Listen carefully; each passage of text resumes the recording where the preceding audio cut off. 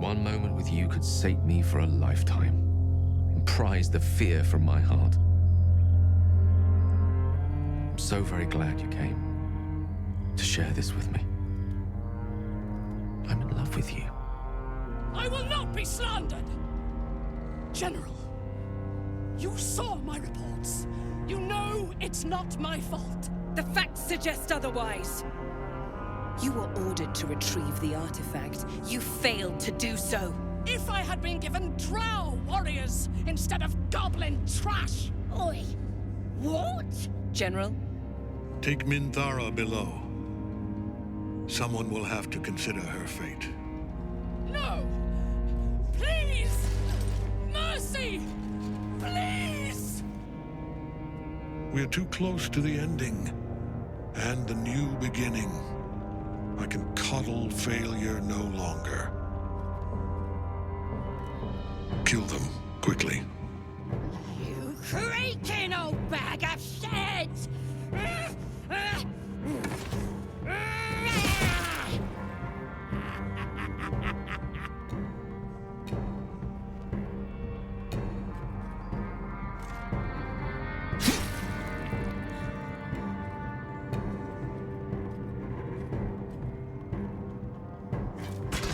Try again. With the Absolute, your fantasies can become more real than flesh. She gave me the power to cut the thread of life with a thought.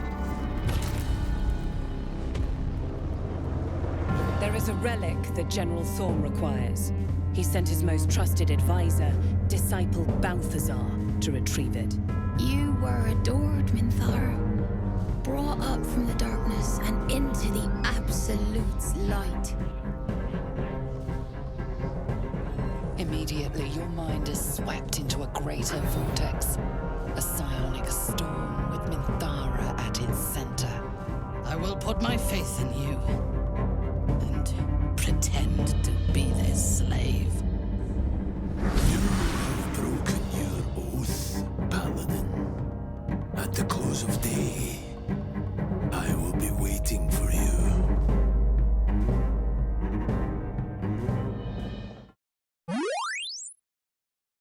Hello friends and welcome back to my channel. My name is Cinderellimouse and today we're playing Baldur's Gate 3. Happy holidays, Merry Christmas, Happy New Year. If you've been celebrating over the holidays, I hope you've had a wonderful but safe time.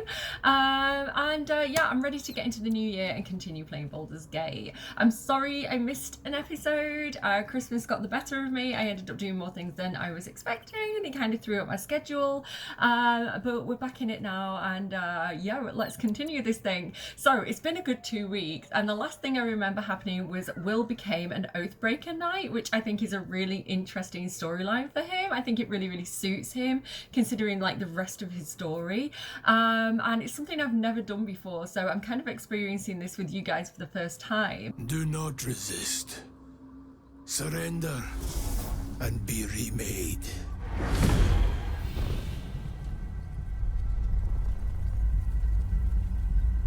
Though born of a vile source, these powers can be used for good or ill.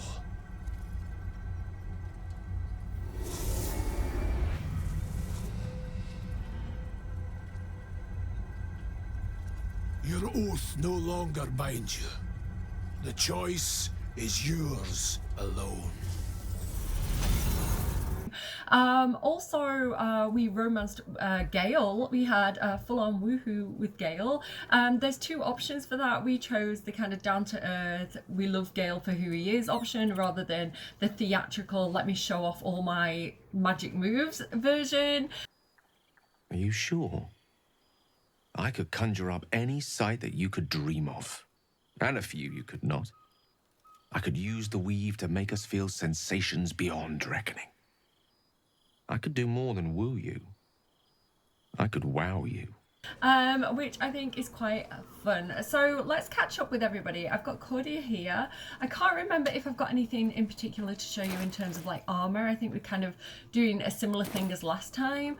But where is that Oathbreaker Knight? Cordia's like, hang on, what's the deal, Will? What is going on with you? Who is this new guy in our camp? He's up here, look. So she's going to go and try and have a chat with him, being a little bit protective of her people. Seeing the effect that this has had on Will, it's kind of thrown him back into one of those moments where he really questions himself. He questions who he is, whether he's a good person or not, similar to like when he first got turned into like this warlock looking thing. So yeah, let's go ahead and see what he has to say for himself. Who are you, and what do you want with Will? Silent, still. The armor does not react to your presence. Bit rude. Okay, well, if you're staying, make yourself useful. Go and gather some food supplies or something. Don't just stand there. Okay, let's keep moving. So nothing out of him. Let's go and see if Withers can offer some insight onto this situation, because, you know, Withers, he's been around for a while. He's very old. He's very wise. He seems to know about a lot of these kind of like spooky things, so maybe he can help. Thou hast now a bosom companion. Take care that thou art not distracted on thy quest, seeking the comforts of the flesh. Withers? Really, that's none of your business. My love life is none of your business, skeleton. Recall that in time, all becomes dust and bone. Honestly, Withers, you're being a bit of a mood breaker right now, and just because you have no reason to, you know, value things of the flesh doesn't mean that we can't. Let's just have a little bit of fun. God, he's like granddad at Christmas, isn't he, guys? Judging your new partner. Okay, next up, who should we talk to? I think probably Will. Where is he? William? No, that's Karlach, is it? Doing a dance? Doing a little dance? Make a little love? So let's check in with Will and see, like, actually, yeah, let's check in with Will and see what his deal is. I want to kind of see how he feels about, because we did have like a little romance scene with Will. We've had a little kissy time. We've got a bit of a thing going on with him. But we did also just sleep with Gale. So we'll see how Will feels about that whole situation. In my years as the Blade, I've witnessed countless cruelties, faced unimaginable evil. But Thorm, he is made of pure hate. The Sword Coast will rejoice when the bastard's fallen. My father is somewhere in this tower. I won't leave him in Thorm's hands. And lest we forget, we've a devil to rescue. 2 missions, 1 destination. Okay, yes, that's what I was thinking about too. Yeah, so Will is not too worried about us sleeping with Gale. I am using mods, by the way. It's like a polyamory type mod situation, no jealousy mod. It'll be in the description box down below. Just because I want to get as much out of this playthrough as possible, and that includes romancing as many people as possible. Yeah, some characters can get a little bit jealous and demand a one-on-one relationship. I think Gale specifically is like, no, I need my twin flame or whatever it is. So yeah, but like I say, in this version they've got different priorities going on. You know, they're like, we don't even know if we're going to make it out of this situation alive. Let's have some love, let's have some light while we can, kind of thing. So yeah, Will has other things on his mind right now, like his father being trapped in Moonrise Towers and us needing to go and rescue him. So understandably, also this devil he's talking about that we need to rescue, this is for Mizora. He's a warlock, so he has made this pact with the devil Zariel. Mizora's tasked him with going getting a devil out of Moonrise Towers.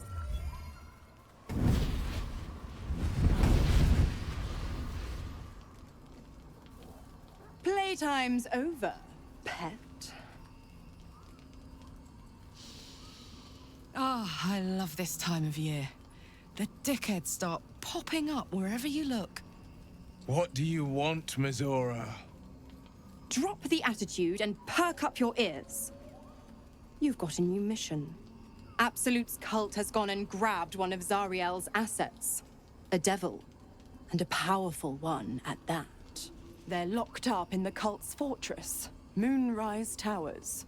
and you're getting him out. And she did say that if we do this, she'll like rip up the pact. Whether that's the case or not, because devils can be very slippery. But he's not really thinking about romance at the moment, which is fine. Let's say he's talking about his dad. So any idea where we'll find Duke Ravengard now that we've reached Moonrise? So in the last video, if you did miss that, I do recommend going and checking it out, because we actually went into Moonrise. We saw Ketheric Thorm. He is indeed invincible. This little goblin tried to get him with an axe and he looked really rough, but he just got up and kept on going. So we don't know, maybe we're thinking vampire at this point. But yeah, any idea where we'll find Duke Ravengard, your father, now that we've reached Moonrise? Not in a mere prison cell, certainly. My guess, Thorm will have confined him in the bowels of the tower. The deeper we dig, the closer we get. Okay, that definitely aligns with what Cordia wants to do, because her whole thing is freeing people. So we did go down into the kind of prison basement area in the last video, where we rescued one of my favourite characters, Monthara, from where she was kind of being mind wiped. So she, we know that a lot of our friends have been taken to Moonrise. So some of the tieflings that we know from Emerald Grove, Barkus Root's friends. So I always get Barkus Root and Wulbrin Pongal mixed up. But yeah, some of the deep gnomes as well are also being caught there. So yeah, we're definitely on a bit of a rescue mission, and that is something Cordia wants to explore more of. So talking about our kind of dream guardian, you know, they did encourage us to use these tadpoles to kind of access more powers. So she's going to ask about that as well. This is showing actually, this is showing because Minthara has extra tadpoles going on in her brain, basically. She's gone to the next stage of this illithid thing. So until this point, these options were not showing for us, I believe. But now Minthara's in our camp, we're kind of like, she's pretty powerful. Maybe we should have some extra tadpoles in our brain to access more powers. And again, Cordia does think that the Dream Guardian that she sees is the goddess Illistery. She can sometimes have some doubt about that, but her faith means that she keeps slipping into this behavior of it is Illistery. So what do you think of the illithid potential the Dream Visitor spoke of? I think that unknowable powers come with unknowable consequences. I can't say I'm not curious, but once you take an illithid by the talon, there's no telling how deep into the abyss it might drag you. Illithids have talons? Oh, I didn't know that. That sounds even more scary than I was picturing. So would she try and persuade him? You've seen how dangerous these are. If you can hear a little bit of banging, that was my neighbours, I think. They've got cupboards facing this wall. And I've got, my kids are off school as well, so you're going to hear general noises. It's still the holidays here. You've seen how dangerous these absolute cultists are. We need the extra help. Okay, dice roll for this. Can we persuade him? She wouldn't want him to do anything against his will, but she would perhaps be trying to persuade him that this could be something we take advantage of. I don't think we've done it. It's 17, we've just missed. I'm not going to use my inspiration. We'll let that fail and see what he says. I appreciate where you're coming from. Truly, I do. But these parasites are quite literally illithid weapons of war. And I'm not so certain they won't be turned against us upon consuming them. Okay. She's going to sense that it's not a good time to be talking about us and asking for kisses, so she's just going to kind of leave him to his thoughts. He seems okay, so let's go and see what Gale has to say, considering we did the dirty out in the woods. He likes it outdoors, Gale, apparently. Minthara's something of a closed book, but I suspect a heart of gold lurks beneath that stern countenance. Once she gets to know me, I'm sure she'll open up. She's just waiting for someone ready to listen. Oh, you're interested in Minthara? You do seem very interested in getting closer to her. I thought we had something special. Okay, what do I want to say here? Well, Gale, I wanted to speak about us for a moment, not Minthara. There's nothing that would give me greater pleasure. Good. Are you still... I've got a list of like the order I want to do this. Just again to get the most out of it and have it make the most sense, because we've got a lot of options here. He talks about his ex a lot, Mistra, who's a literal goddess, and he was trying to impress us with all this magic and stuff, and Cuddy would feel like, is he really over Mistra, or is he still processing that whole relationship? So, do you still harbour feelings for Mistra? Plenty of them, and all complicated. It's not easy to turn away from one you once loved, but now that I see our relationship with all the illumination hindsight has to offer, I mostly feel only regret. I was not the first wizard to fall under her spell, nor will I be the last. I was an amusement to her. Mortal to be trifled with, amused and eventually discarded. I regret the way I hurt her, of course I do. But she would have seen me destroy myself to earn her forgiveness. There's no love lost between us. None at all. This again is where the writing's really clever in this game, because there's patterns of abusive behaviour and like patterns of abuse of power. So Mistra, being a goddess of magic, has like somewhat groomed Gale and impressed him, and he says I was a mortal that she toyed with and then discarded. And I think there is signs of Gale treating the Tav player this way. Say for example you're a human fighter, right? You've got no magic ability, and then he comes along and impresses you with all these magical powers. Isn't he doing the same thing to us that Mistra did to him? So you do have to watch out for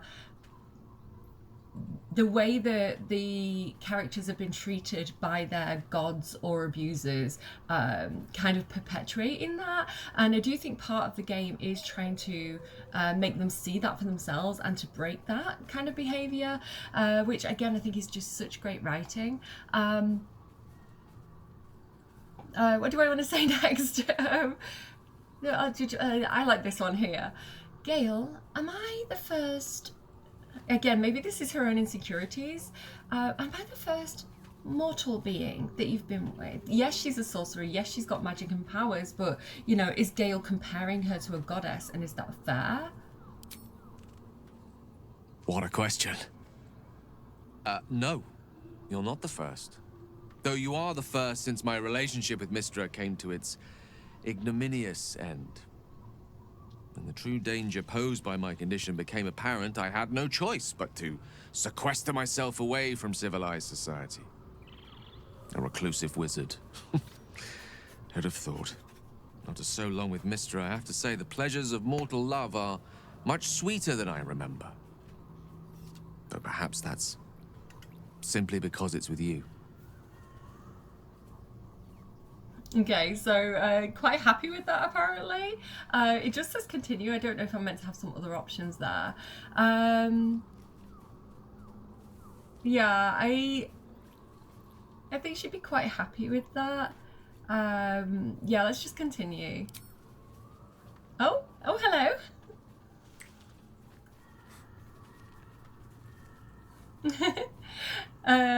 Kiss me again, Gale. Last night, Gale, you said you loved me. Is that truly the case? Was he caught up in the moment? I'm many things to many people, but I'm never a man to throw the L word around lightly. I said exactly what I meant. I love you. You should never, never doubt that. That's so sweet. Again, I think maybe she was a bit worried there from what he was saying, that he was perhaps a bit of a cad, you know. It sounds like he's had a few romances in his life. And it says that the only reason he wasn't romancing someone after Mistra was because he had to sequester himself away in a tower. So, you know, maybe there's a hint of, is this guy playing me? Is he just turning on the charm here? Is he just saying what I want to hear? But I think she feels somewhat reassured there. In that case, what does our relationship mean to you? Tell me more. You must know. Our relationship is the brightest spot in our otherwise bleak endeavor. To know you love me for the man I am and not the magic I command. None have loved me so purely before. I think he's... You are everything to me. And yet our relationship is only a nascent fraction of what it will become. You give me hope. I've not had that in some time. Again, I like that idea of it because she's a cleric of Illustory, like her being a source of hope and light in a dark world. Very on brand for the character. Okay, I'm sorry, we have to end this after he said that. It's like, it's too much, I'm backing out. Okay, how are you feeling, Gale? Oh, you know, filled with the bottomless dread that can only come from your own impending and self-inflicted death. Glad to have met you, though. At least I'm going out on a high. Okay, actually, there's something else I want to discuss. No matter. After all, a bond like ours hardly needs words to express it. What else is troubling you? I'm glad you opened up to me that night under the stars. I wish we could spend more time together. Please. There is little more to be said on the subject. The best thing you and I can do is march on towards whatever awaits us. The end may be close. Time to reap what we have sown. This night song sounded useful. Could it save you from the orb's detonation? So this is, we found out from a number of sources. So originally, all the way back in Emerald's Grove, Halsin was actually looking for the night song and this group of adventurers. It's called the night song. Supposed to be hidden under the temple where the goblins jumped us. We were told it was some ancient relic, and Halsin seemed particularly interested in this. When we got to Moonrise Towers, we spoke to, what was her name? She was like the ogre, Zarel, and she was talking to us about the night song possibly sounding like it might be associated with Ketheric's invincibility. Apparently Ketheric's advisor, Balthazar, has gone looking for the night song relic. So we are thinking that maybe this is an opportunity to find out more about what makes him invincible and whether or not we can stop that. So yes, the night song sounded useful. Could it save you from the orb's detonation? Alas, no. The charm Elminster granted me requires my death as the spark that will light the orb's fuse. Making myself invulnerable, immortal, or in any other fashion unkillable would render it useless. And gods only know what it might do to the orb itself. Still, I see no harm in learning what we can about this night song. And if we manage to find it, the harm will be all Ketheric's. So, well worth indulging our curiosity. Okay, so we're going to leave the conversation there then. Again, everybody seems very distracted at this point. It is kind of a major part in the story, so not really the right time to be asking for kisses. Let's see what Shadowheart has to say today. It doesn't seem long ago that Minthara would have sought to kill us, and now we've welcomed her along. We're nothing if not magnanimous. I quite like her. She gives Mum vibes. She's a fellow drow. I had to save her. So again, being we've both Cordia and Minthara have kind of been shunned from drow society. They both kind of grew up in Menzoberranzan, which is the major, it's basically the London of the Underdark for the drow. And they both come from very noble households. Minthara's House Benray, and Cordia, I think I said, was House Vandry. And so they've both grown up as female drow from nobility with certain expectations of, you know, building up their house and building up the power of their houses. And where Cordia turned away from the teachings of the priesthood of Lolth, which she was kind of being cultivated for, and chose a different path to follow the goddess Illustory, and therefore had to flee drow society, Minthara had a different situation where she now has found herself on the wrong side of Lolth. You know, she was following this goddess, the Absolute, which obviously would mean that Lolth would be quite angry about that. So yeah, we're both kind of outcasts from drow society now, and I think that Cordia would be hoping, with her being a cleric of Illistery, that she could talk Minthara around. You know, she would be like, you've followed two false gods now, with Lols and the Absolute, and now, you know, perhaps I can draw her to Illistery and this kind of lighter path. So we'll kind of see how that goes for her. I think we'll kind of leave it there. I don't think we have much else to say. Oh no, we'll ask her about the illithid powers. These illithid powers we're developing, what do you make of them? On one hand, they seem useful. But on the other hand, or perhaps tentacle before long, we know where they're coming from and what lies at the end of that path. I never expected Ceremorphosis to be tempting. I think we should resist these powers. There's simply too many unknowns for us to risk it.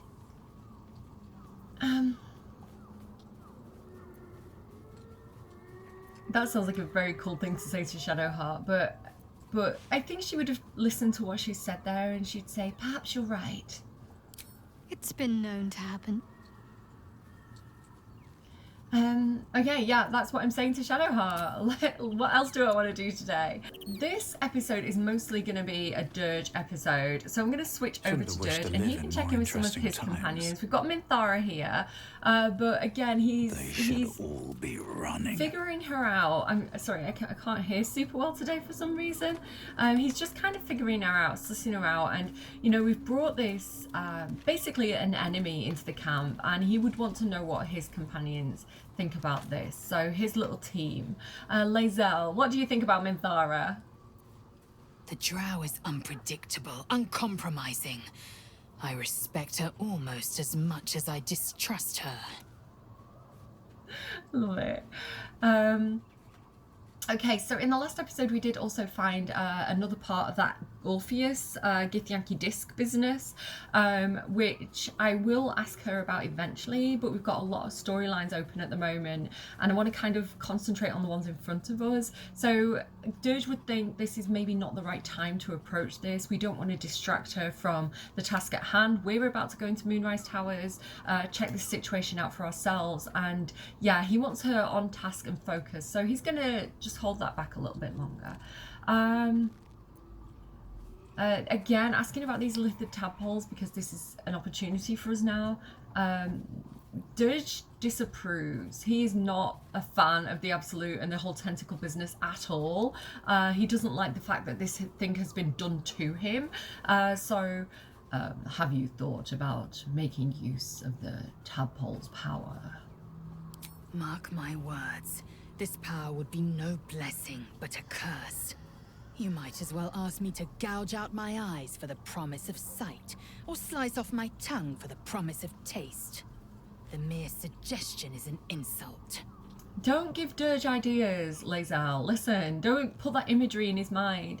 Yeah, he's agreeing. He's like, indeed, yes. He's not going to try and persuade her to do it. He knows how. My cat wants to come in, I think. Okay, guys, he's in his box. He's just had some biscuits, so he might have a bit of a mad half hour. I'm hoping he'll settle, because if he's got a full belly, he'll lie down and just not move for ages.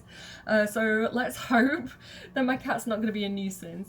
Let's talk about something else. Yeah, he's fine with that. Gladly.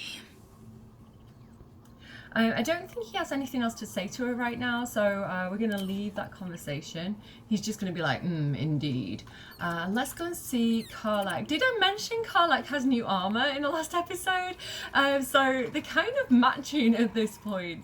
Oh, I should also mention, again, with this idea of like going into Moonrise Towers with a bit of a disguise on, we did find this like cultist clothing in the last video. So Dirge has gone ahead and put that on just to kind of look the part.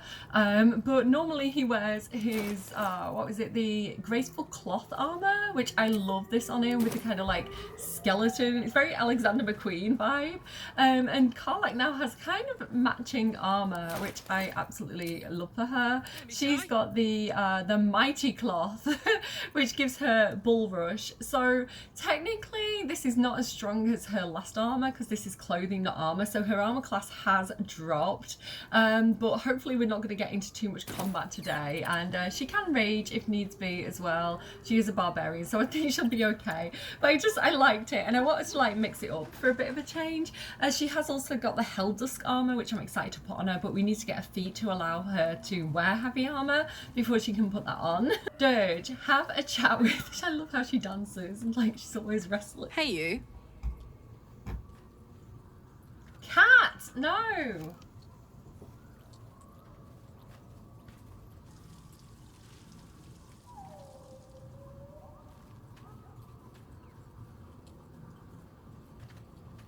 Good baby, you get to sleep next to mummy for a bit. Yeah.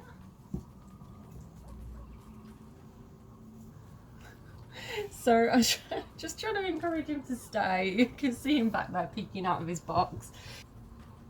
I'm not going to say thought. He's going to say, I was. Hey, come here, come here, come here, come here. What you do? Oh my God, seriously?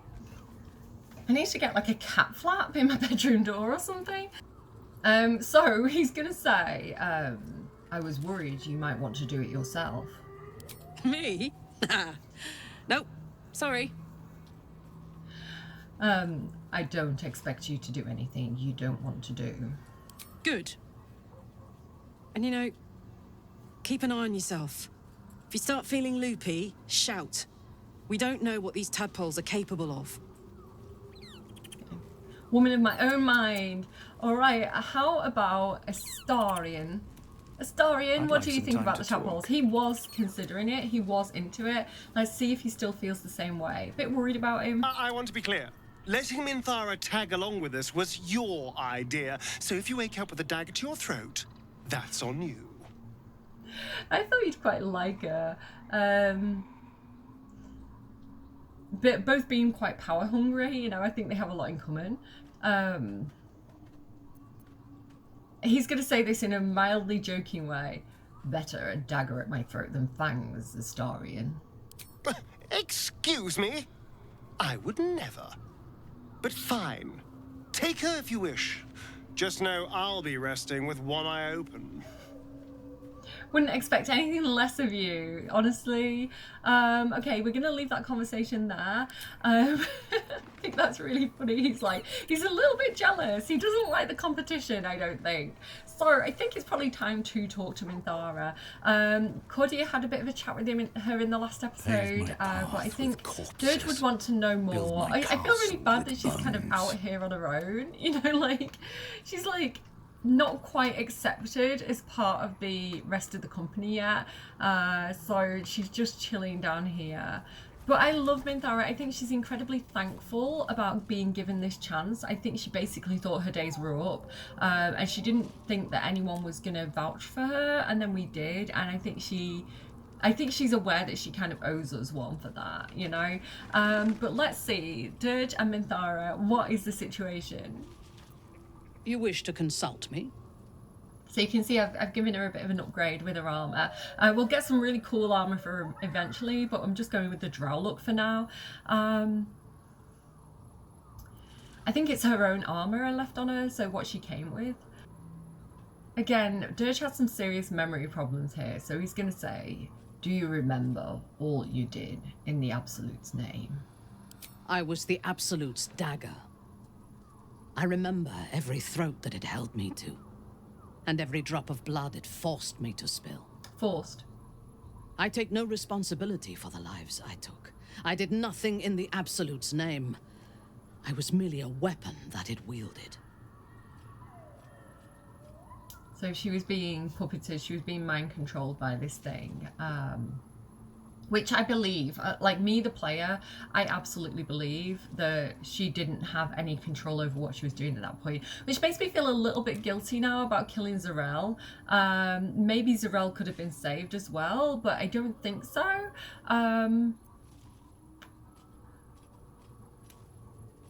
He absolutely does not find it liberating to lose control and surrender himself to his urges. My Dirge is fighting his dark urge.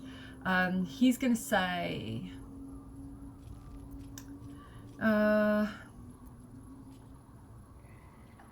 He's going to empathize. He's going to say, I too have lost control of myself before. I hate it. You have my sympathy. The tadpole, the absolute. They work together like a drug. I did not feel I was compelled to act against my will. I felt ecstatic to serve. Every action seemed a deliberate choice. The best choice. Even though I could no more have resisted its commands than flesh can resist decay. Even rational minds like ours cannot reject such a powerful influence. The absolute can make the impossible seem inevitable. Okay. So I think Dirge is looking for answers here. Again, he can't remember his past. He doesn't know what the situation is, but he does know that the absolute has something to do with the mush brain that he has now. So he is wondering about, like, again, what is making him kill, like, involuntarily. He knows he has that kind of, like, creepy companion dude, but he hasn't really got answers about what this urge is inside him. So he is wondering if it's something similar to what Minthara is describing now.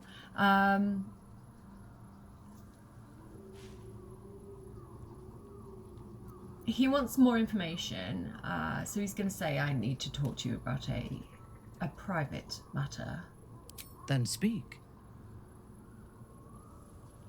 This option, I'm not sure what this is doing here. If I click on it, it doesn't actually do anything. I think it's an interesting option. I wish that it was working for me, but I don't know if it's maybe one of my mods is doing this, or if it's a bug. You have gaps in your memory. So do I. Do you think the tadpole is the cause? Also, watch out for this really cool thing that Minthara does, like her voice actor, where she does this like huff. I really like, I just think she's such a great voice actor. Yeah, do you think the tadpole is the cause? Not directly. My memories were not removed.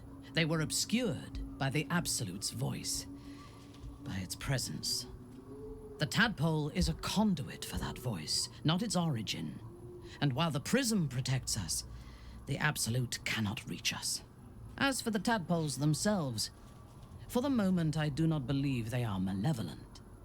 They are incubating within our brain matter, not feeding on it. Okay, I mean, I can try and do this. I yearn to kill. I feel driven to sacrifice the one called Isabel, but I don't think it works. Yeah, no. Never mind. Very well. What next? You're a paladin. What is the nature of your oath? I took up my oath long ago, when I swore bloody vengeance against any who defied Lolth. Now, I myself have sinned against the Spider Queen. Though my faith is shattered, my oath endures. I am sworn to destroy all those who serve the Absolute. He's not going to judge her for a convenient excuse for bloodshed. I'm torn between it's a noble purpose and it's hypocritical. Because again, he hates the Absolute, so he doesn't like the idea of anyone controlling it. He kind of wants to destroy it. He's going to agree with the part she says about swearing to destroy all who serve. No, actually, I'm going to go with hypocritical because I think it'll be a more interesting response. That seems hypocritical, considering you intend to take the power of the Absolute for yourself. When I have had my vengeance on the cult, I do not know if my oath will still hold. I do know that when I take the Absolute's power, I will not lose control of it as our enemies have. I will harness it to create a more perfect world. Any who object to the laws of that world will have no place in it, of course, and I will gladly eradicate them. Sounds a little bit tyrannical of you, Minthara, I'm not gonna lie. Tell me, is Ketheric truly invulnerable? I fought at his side once, shortly after my conversion. Before the battle, he was everything a general should be. A charismatic leader with a brilliant strategic mind. And when the fighting began, he led his troops from the front and cut through the enemy like a scythe through stalks. Blows and arrows rained down on him, and before long, his face was a mask of blood. But he did not fall. He did not even falter. When we won the day, Ketheric's armor was bent and shattered, but his flesh was unmarked. It's easy to be brave in battle when you're invulnerable, when you have nothing to fear. Bravery and like fearlessness are two different things. I think to be brave you have to have fear, otherwise you've got nothing to be brave against. It's just stupidity, right? If you run into a battle and you don't fear anything, it's stupidity. It's not bravery. I think bravery requires an element of fear that you're overcoming. Okay, anyway, how is that possible? I have lived long enough to know that few things are impossible in this world. Oh, Ketheric's power is a rare thing, though. I have never seen its like. There is a connection to this night song of Balthazar's, whatever or whoever it might be. We must find it and destroy it. So it sounds like Minthara and Balthazar have actually met, but we don't have any options to ask her more about him.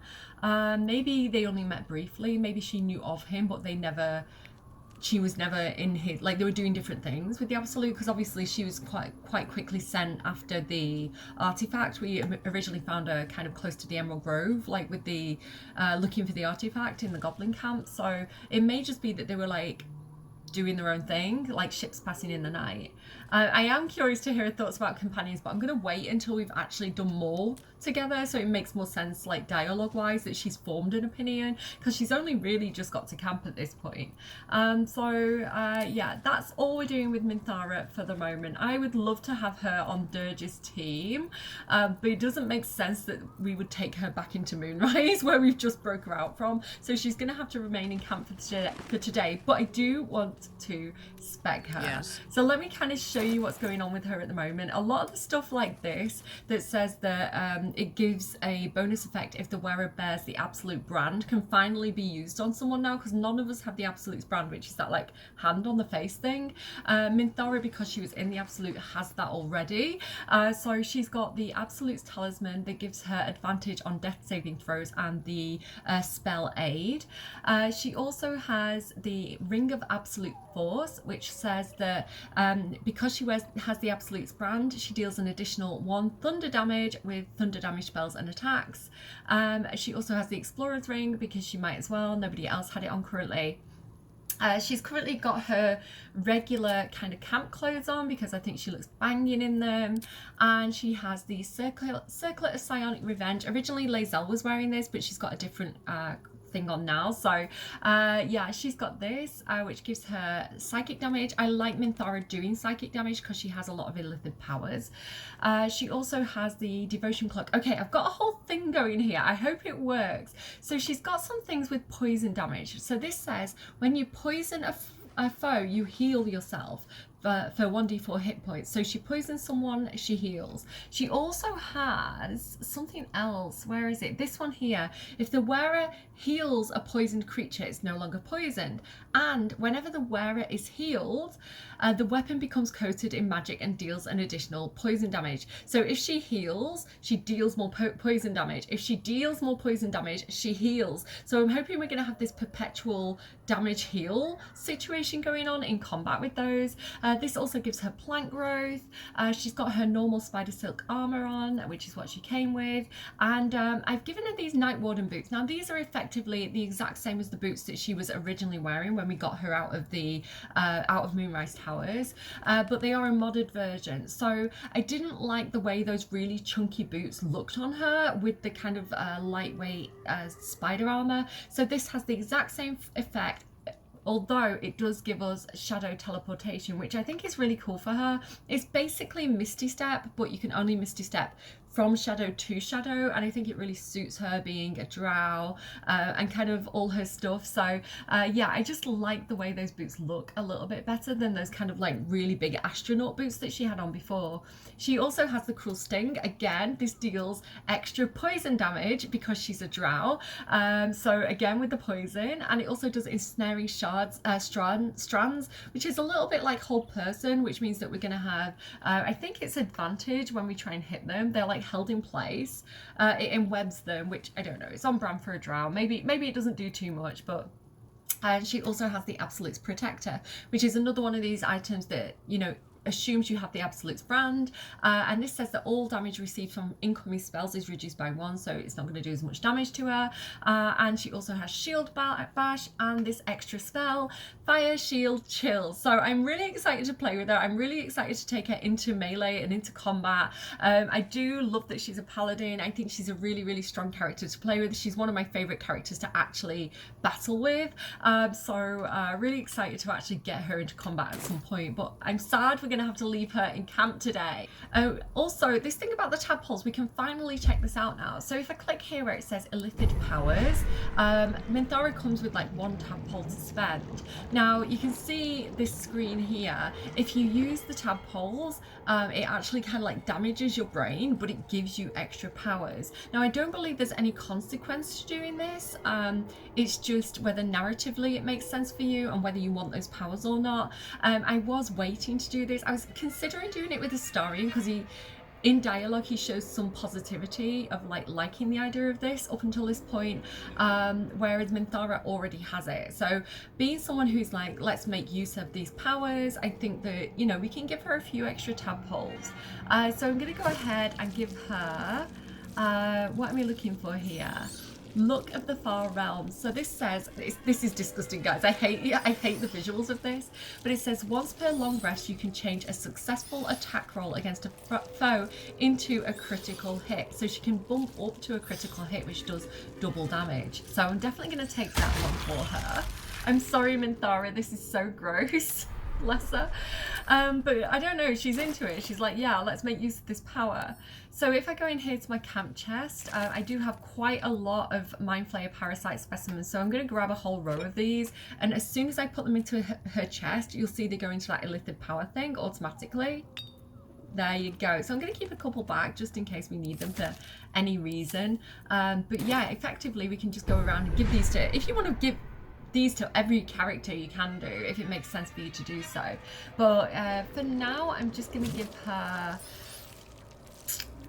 Cull the Weak. So this says when you is this what I want to give her? Maybe not, maybe not, maybe not. What I'm worried about with Cull the Weak is that all nearby creatures take 1d4 psychic damage, so I might accidentally hurt my character, so I'm going to hold back on that one. I'm going to think about that a bit longer. The other one that I want is, this is the other one that I wanted for a Stage Fright, which does mean that I'm going to have to unlock one of these other ones to be able to access it. So maybe if I do Psionic Overload, your attacks deal an additional 1d4 psychic damage, but you take 1d4 psychic damage every turn. I think that is something that you can turn on and off, so I'll take that just to access this, which says Stage Fright. Your targets have a disadvantage on attack rolls and take 2 to 12 psychic damage each time they miss. So we can turn on all these abilities basically. Let's come out of this now. And you can see now that she has, if I go on her actions, she has all these like Illithid powers now that she can do, which is really fun. That concentrated blast that she comes with, really good. It does up to 36 damage. So we've got some cool stuff, some cool abilities. If I go on to passives, oh no, I can't toggle them on and off. I guess it's like an action to start them. I don't know. I don't normally play with the Illithid powers, so this is quite new to me as well. I'm excited to play with it. Anything else? Oh, we need to level her up. Oh my goodness, guys, I'm so excited to get Minthara finally. I've been waiting for this moment. Been waiting for this moment my whole damn life. I think I need to give her I haven't actually given her a bow yet, have I? Hang on. Why hasn't she currently got a bow? I think I want to go ahead and give her a couple more things. So if I give her The Spell Thief, I don't think anyone's currently using that, right? Yeah, here we go. So Dirge has it in his inventory, he's not currently using it. So we might as well go ahead and give that to Minthara. Also, because she's a drow, I feel, and she does a lot of poison damage, I do feel like it would be appropriate to give her some drow poison from Cordia. So let me go ahead and split the item. I'll give her the majority of them. And I'll just hold 2 back for Cordia. Minthara, there we go. So Minthara can now, yeah, she's got the drow poison there to use, and the Spell Thief bow as well. Because she's a paladin, she's going to use smite spells. So what this means is when you do an attack, it adds a spell to the attack, and she has currently only 1 spell slot, I think. No spell slots yet. We'll unlock those, but basically this means that if she does happen to use a bow and arrow and get a critical hit, she is going to be able to recover one of those smite spell slots, so that could be really, really useful for her. Okay. I don't know how much you guys like seeing my builds, but you can always skip forward if you're not interested in this part. Again, some people like the builds and not the dialogue. Some people like the dialogue and not the build part, so you can just go to the bits that you like and skip over the bits you don't. But here we are with Minthara. What do I want to do? Okay, so the first thing I'm going to do for her, so I've calculated how many levels she has, and the first thing that I want to do is actually multi-class with Fighter, and go ahead and give her one of these fighting styles. I think I'm going to go for Defense. You get a +1 bonus to armor class while wearing armor, because I do intend for her to eventually be wearing heavy armor, and to be, because she is, I think, eventually she's going to be proficient in heavy armor, and she's going to be a bit of a tank. She's really going to go into the middle of a battle and do a lot of damage. So I think the defense is going to be super helpful for her. And then we'll go another level of fighter, and this is going to give us that extra attack, which basically means, action surge, which basically means we can hit, action surge, and hit again. You've seen me using this with like Lae'zel. I think Karlach also has this. Very, very useful. And I'm also going to level her up next time we get a level to level 3 in Fighter, and give her probably the thing that like gives her more critical hits, or maybe the Battle Master, which gives her some of those cool moves. But yeah, definitely interested in multi-classing her with Fighter. Alright, at this point I'm going to switch back to Paladin. Yeah, see, there you go. This is the subclasses. I really want to take those now, but we're going to have to hold off because there's things that I want from Paladin as well. So fighting style, I'm going to go for Great Weapon Fighting. When you roll a 1 or 2 damage die for an attack with a 2-handed melee weapon, the die is re-rolled once. Currently, she doesn't have a 2-handed weapon, but that is going to be an option for the future. So I like that for her. And then I'm going to go ahead and start taking her spells. So I absolutely want Divine Favor. Now this is a bonus action. So if she's not using a smite on her turn, because a smite is both the bonus action and the action, she can do this Divine Favor as a bonus action, which gives her an extra 1d4 radiant damage on all her attack rolls for 3 turns. So this is a really, really good thing to use if you're a paladin.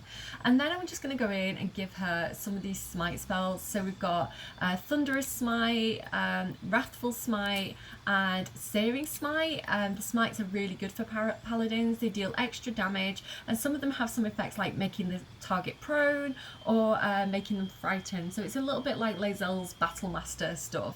She's not a Battle Master. I think she got it with a feat. But yeah, really cool stuff. Trust me on this, guys. Okay, and we'll keep going with level 3. Now this gives me one of my favourite things for the paladins, and Minthara specifically, because she is I think this comes from her, the type of paladin she is. She now gets like, because she's an Oath of Vengeance, she now gets Vow of Enmity, which gives her advantage on attack rolls against an enemy.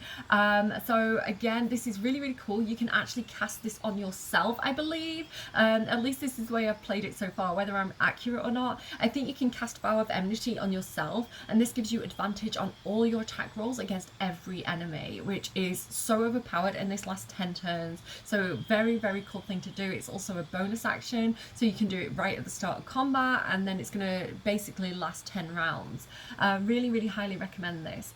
We also get some oath spells, Hunter's Mark and Bane, which will come in very handy. You know I love Hunter's Mark. Yeah, and then we'll go over here and take... We could take command, but I prefer to do damage as an action. I don't really want to waste an action not doing damage. I might take another bonus action and take Shield of Faith, just so I can protect other people if needs be. Not too bothered about what else we take as long as we get the smites. Okay, at this point, I think I've actually missed the part where I got the Divine Smites. I think I just skipped over that, but the Divine Smites are so cool, and I'll kind of show you those in a moment. I think Will actually has Divine Smite already because I did make him a paladin, so you will have seen me use that. Minthara's going to land more hits than Will because of her ability points, yeah, good stuff there. What else do we want here? Compelled Jewel.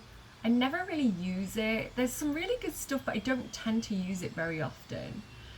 I might go ahead and take a healing spell just because it's useful to have.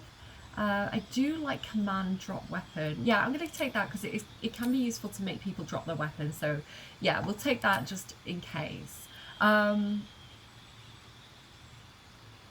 For her feat, now there's a lot of feats that I really, really like for her at this point. I think the one that I'm going to take right now is going to be Savage Attacker. When making a melee weapon attacks, you roll your damage die twice and use the highest result, which again is just so overpowered because she's going to be doing a lot of melee weapon attacks.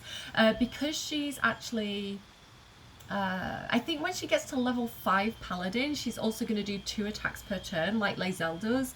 And so with the extra attack as well, the Action Surge, that's going to be a lot of melee attacks. So having something like Savage Attacker where we roll our damage, it basically gives us advantage on our damage die, which means that we're going to be dealing, say for example, she rolls to hit, she hits, and then she rolls damage. Like the difference between getting like a 1 or a 20, right? So say you roll 2 die, you're going to take the higher result, and that can work out really, really well, kind of, for her. I'm going to keep going. I'm explaining too much. I'm explaining too much. I'm explaining badly. So here we go. So now, this is the reason why I didn't want to take the level 3 of Fighter, and I wanted to put it into Paladin instead, because now at level 5 Paladin, we get the extra attack. Finally, and we get some really cool spells and stuff unlocking at this point. I really love as well that at the Oath spells we're getting Misty Step and Hold Person, which are both so useful for her. But let's see what else we want to take here as well. Magic weapon's pretty cool. Infuse a weapon with arcane energy. The weapon becomes magical, receiving a +1 bonus to attack and damage rolls. In my D&D campaign in real life, like one of my players loves this skill. They also play Baldur's Gate, and this was their like go-to thing. I do like it, but I think I'm going to take Branding Spite instead. What do I want to do? See, I'm kind of convinced myself to take Command now and Shield of Faith. Branding Smite possibly marks your target with light, preventing it from turning invisible. Now we do know that a lot of those creatures that are attacking us in the Shadow Curse lands do go invisible, so having something that prevents that could be very useful. There's also a lot of creatures in Act 3 who can go invisible, so it's thinking ahead. I think this is going to be a really good choice for us. And then there's some other cool stuff. We've got that necklace that does lesser restoration. I don't find it, I use it very often, so I think at this point that is what I'm taking, except, and that is Minthara's build, guys. What do you think? Would you have done anything differently? Let me know in the comments down below. But yeah, she gets 2 actions now per turn, and these are the spell slots that I was telling you about. So these are all her smite spells. So yeah, say she goes in and she can do like 2 attacks per turn, and she can action surge, and we could potentially also kind of like do things like the potion of speed. So she's going to get a lot of actions on her go basically, and so she could potentially go through the smite spells and those spell slots really, really quickly. And so having something like the bow of awareness, no, bow of the spell thief is gonna like restore those. It can just be really helpful. I've thought about this, guys. Trust me, this is a good build. Okay. And there's the Divine Smite, which is my go-to smite spell with a paladin. I need to breathe. I'm just so excited to have Minthara. So I recently completed my second full playthrough, and on both my first and second playthroughs, Minthara is always on my team. Like, I adore her. Like, oh, I didn't even have her on my first playthrough. That might be a lie. Every other playthrough where I've had Minthara, she's always on my team, because like Karlach and like Lae'zel, she deals so much damage. She's just so useful. So like those three, I just rotate them through, and like they are like my core companions. I adore them.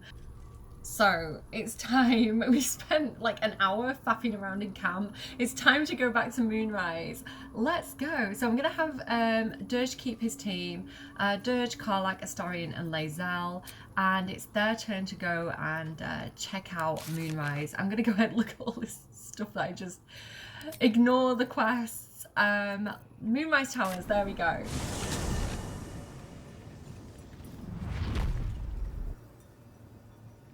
So some of the things on the menu today for Dirge, Cordia would have mentioned that she went upstairs, and as she was kind of sneaking around, there was some areas that she was not able to get into. She said there was a locked door.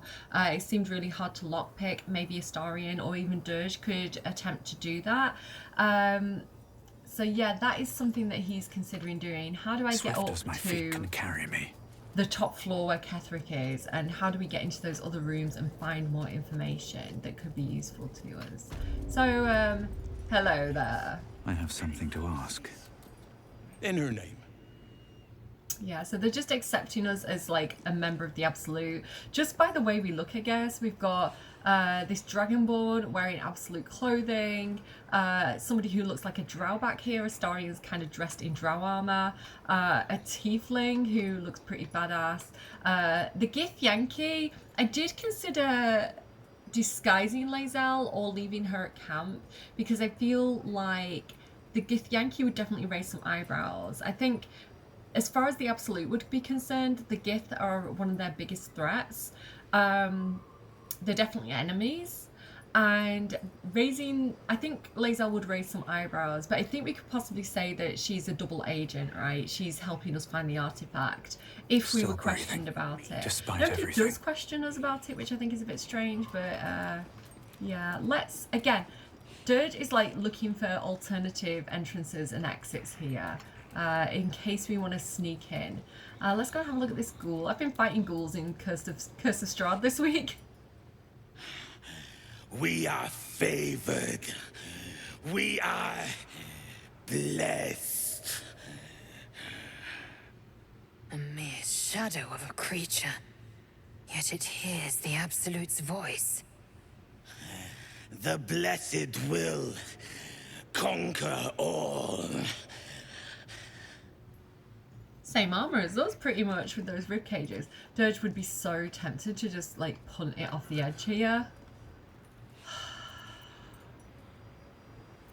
Maybe we'll come back and do that later. I don't want to get into a fight right now. I don't want to like have everything kick off. But yeah, Dirge would definitely have that temptation. So again, we're looking at like, how can we get up there perhaps? There is only the Absolute.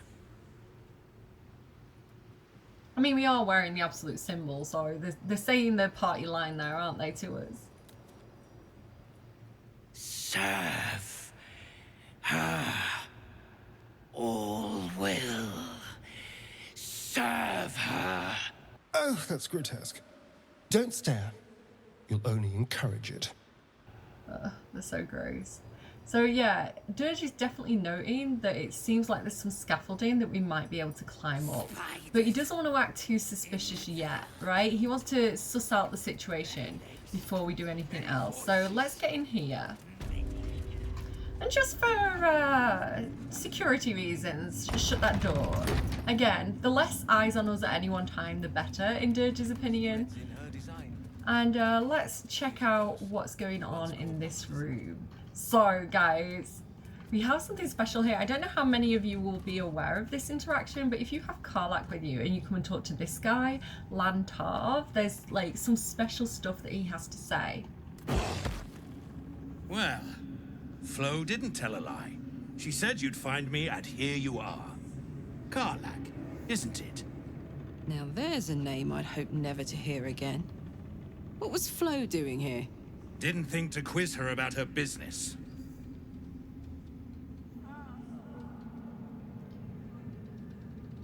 Karlach. Who's Flo? Florenta the Garotta. A Cambion I knew back in Avernus. She was the closest thing I had to a friend. That said, she would have choked the life out of me if I ever turned my back on her. The fact that she knows where I am, where I might be going, doesn't exactly delight me.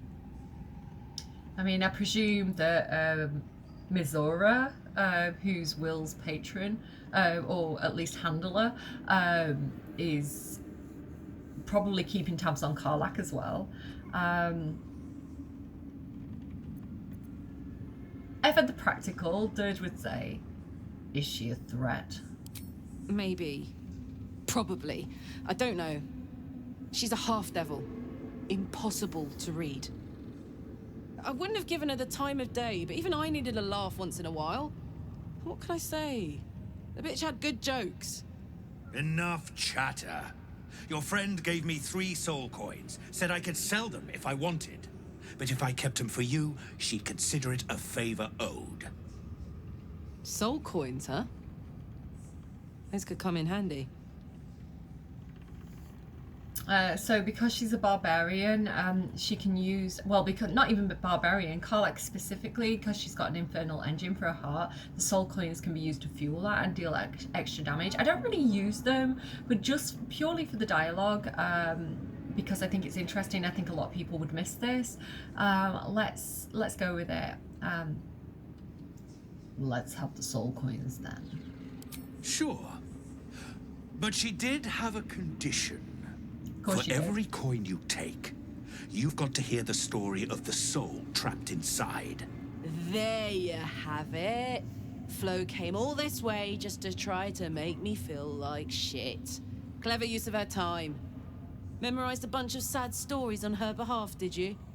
Didn't need to. Your Flo did some devil woo-woo and stuck 'em in my head. Couldn't forget now if I wanted to.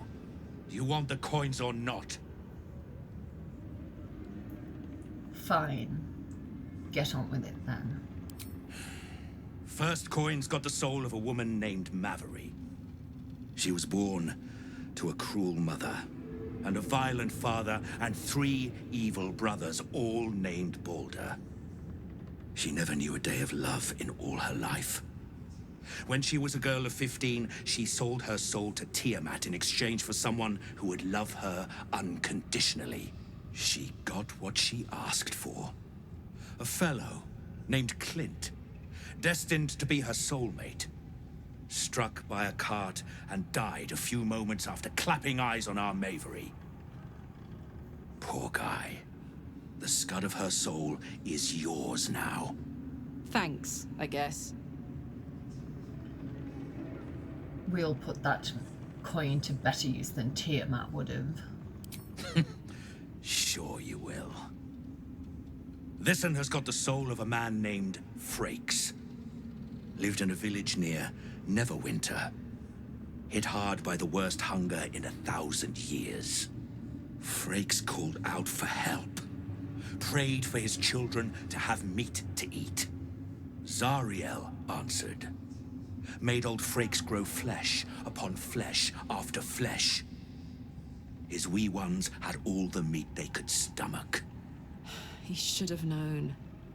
Better to die 1,000 deaths than let Zariel into your life. So all these deals have been made with different devils. So Zariel's Karlach's devil, the devil they were talking about before. Look at that tapestry. It's behind my head, but it's really cool. The devil that they were talking about before, Tiamat, I can't remember which layer of the hells Tiamat rules, but she's a big dragon, like she's a dragon goddess. And she is the dragon goddess who lent the red dragons to Vlaakith, who is the ruler of the Gith.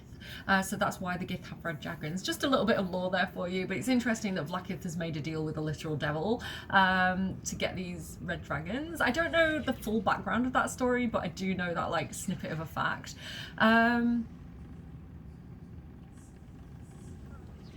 I feel like this is a little tiny bit too goody two-shoes for Dirge to say, especially in this situation where he's trying to seem mean. So I'm going to say number 2. That's absolutely vile. Unsurprising of Zariel, but vile all the same. Karlach's the one set to consume his soul, I hear. Last one's got the soul of a little boy named Ungir. 8 years old. He liked playing in the sun with his friends. That's all I know. That's all? That's all. Oh, and this slip of scratch.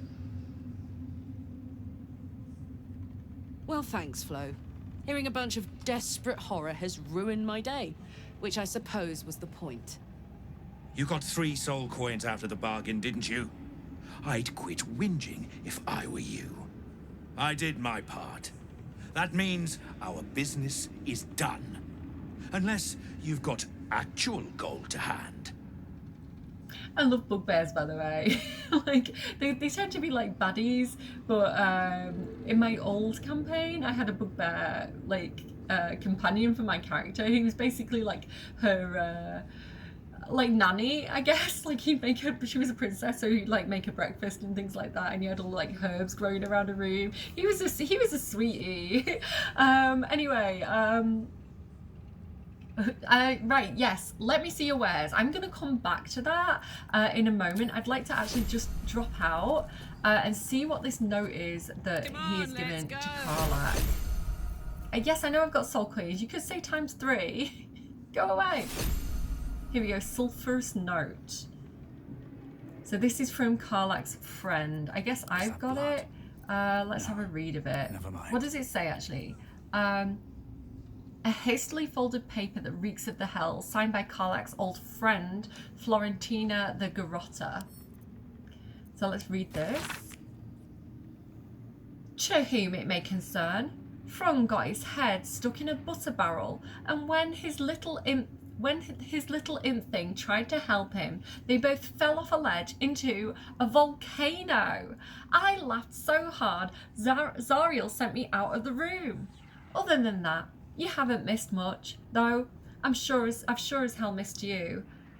XO Flo. So, semi-friend. Fair weather friend, perhaps. Somewhat friend. Dreams came. Let's see if Karlach has anything to say about this. Same as me. Hey, you.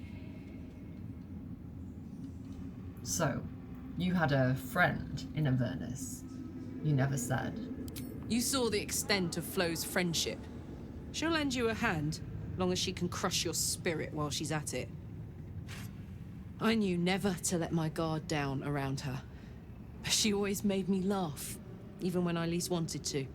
If she'd been completely different from who she was, we might have been real friends.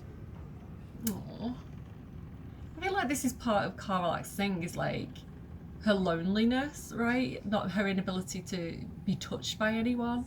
And, you know, the distrust of people. She was betrayed by Gortash, who's the original friend that she had, who sold her out for power. Yeah, like, just wanting friends seems to be Karlach's whole vibe. You know, friends she can trust, friends she can rely on, friends who deserve her. What do I want to say here? I kind of want to say, she gave you a note, what does it say? But I like these options as well. I don't know if this is too mushy for Dirge. You have real friends now. Me, for one. But I like it. I like this one as well. Pity, she sounds like she meant something to you in whatever small way. I want to say all of them. I'm gonna go with the smushy one. You know, he really values Karlach. They do have a relationship. You do have real friends now. Friends you can rely. He'd say you have friends you can rely on now. Me, for one. Thank the gods. can I do every day? Oh, I wish I could have said more of those options. Okay, so my wig's bothering me today. When I've washed my hair's too clean. The wig slips a lot, and so I faff with it more. It's like I like ideally I won't have washed my hair the day before, so I have like greasy hair, and it just like makes my wig stick. That might be too much information. The reason why I want to talk to this guy again is because shush people. If you have coin, then show it. In the last episode, when we were speaking to Zarel, she said that we could get this guy to share his private stash with us. So I want to do that, but there's options here.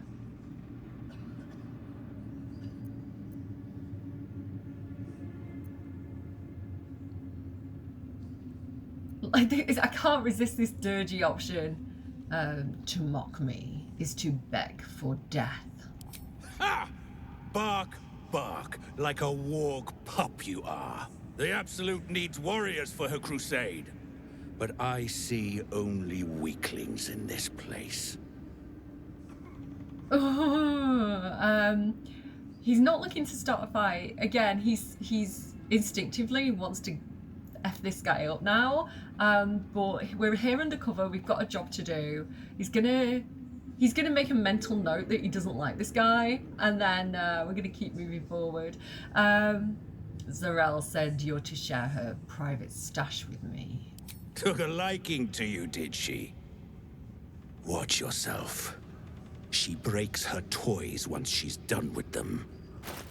So do I. Very dirgy thing to do. Okay, so he's got a lot of good stuff basically. Gloves of the duelist, gloves of surging accuracy, the sentinel shield, which gives you a +3 bonus to initiative rolls. I love bonus to initiative rolls. It means you go higher up that order when you start a fight, so your turn is before everybody else. So there's some really good stuff that this guy has. However, Dirge is not looking to trade with him as much as he is to maybe finish him and rob him. So I'm gonna go ahead. Do I have any spare backpacks on me?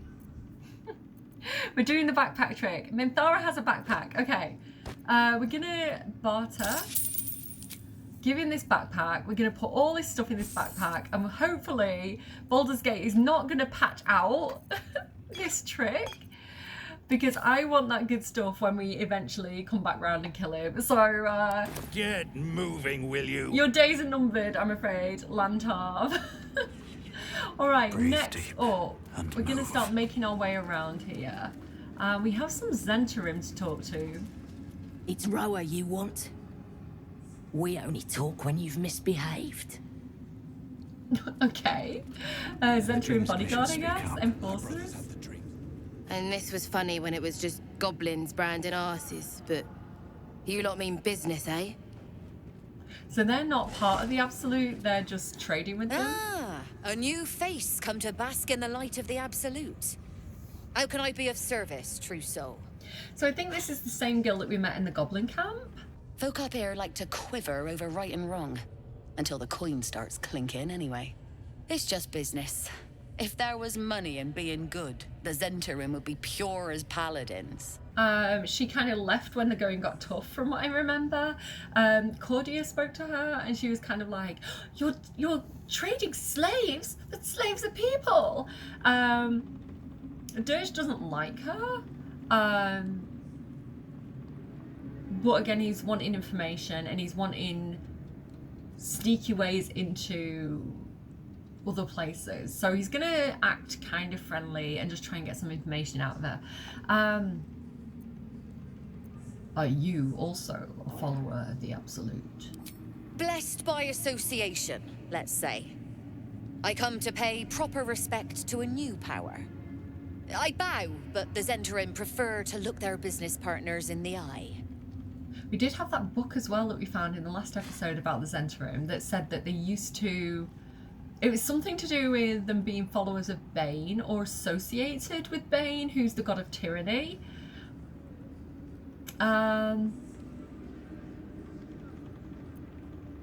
So because I'm a rogue, I can ask for a discount.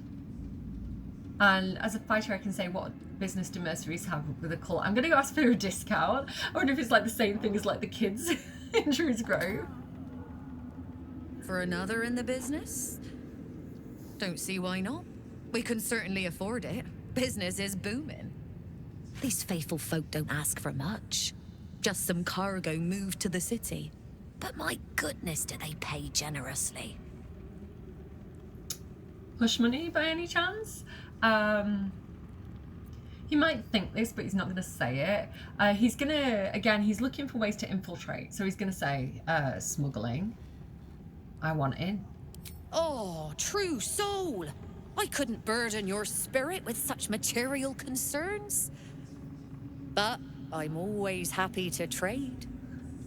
That was a very clever and flattering way of saying no, right?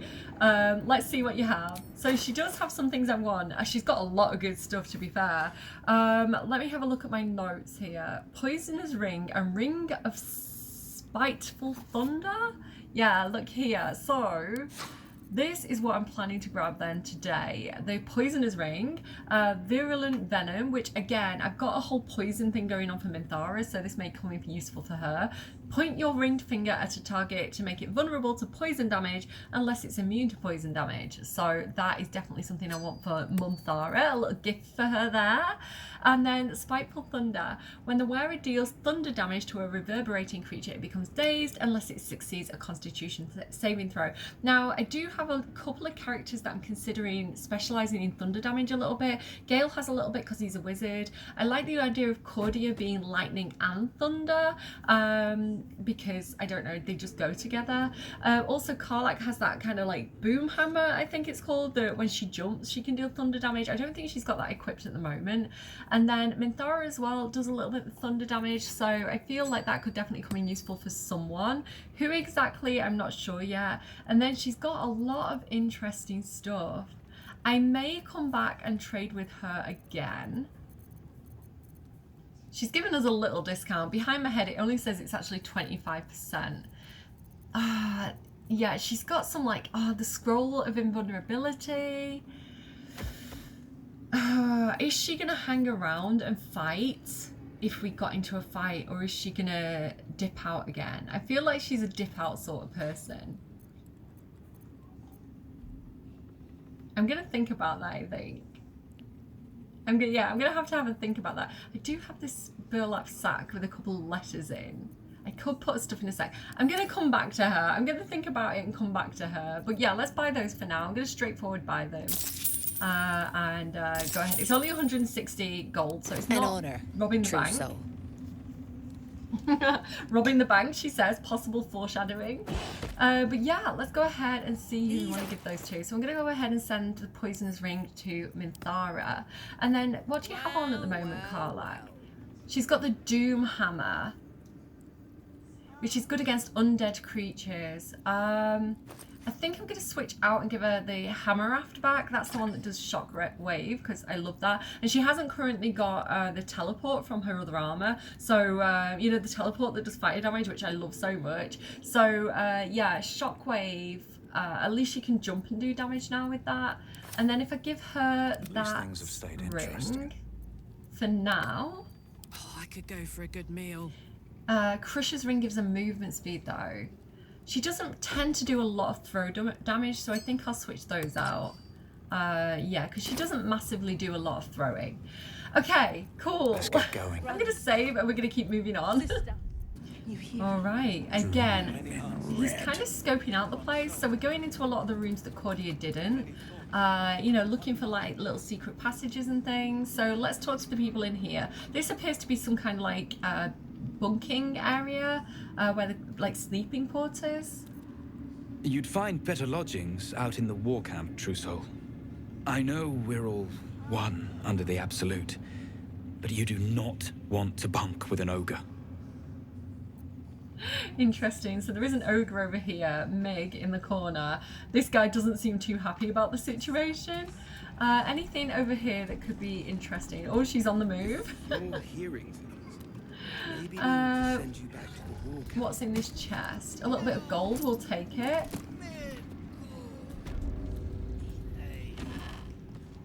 Are you okay, Meg? Don't blame me for wanting to steer clear. Some truly gruesome sorts gathered down there. Don't mind Meg and her meat sounds. It's just her brain slopping around in her skull. Like, same. Dirge's got a bit of a sloppy brain at the moment. Okay. So Meg apparently is not the smartest ogre in the room. What absolutist in the bunks?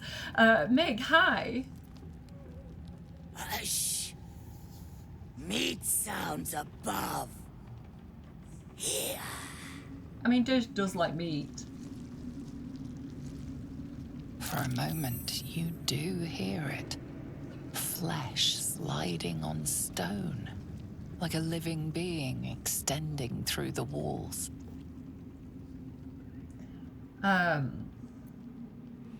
There's something in the walls.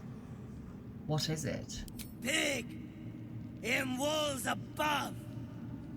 Maybe whole tower.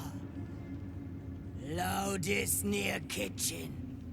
But Mig banned. Not allowed to pet gnolls. Gnolls, you say?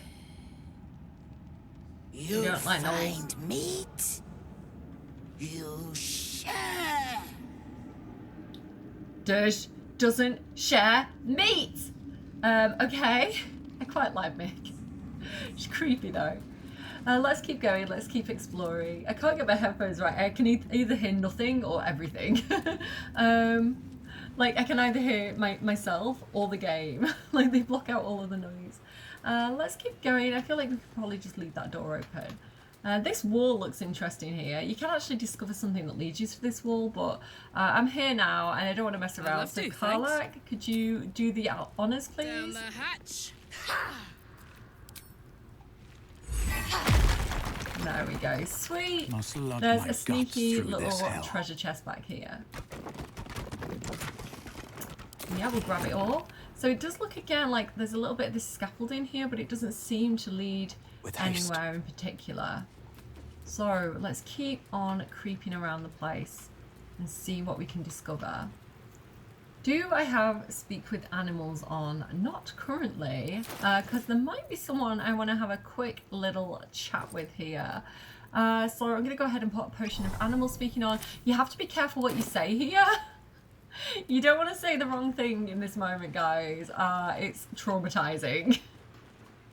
But very insightful little conversation we're going to have with this cheeky little cat here, who appears to be hunting mind flayer tadpoles.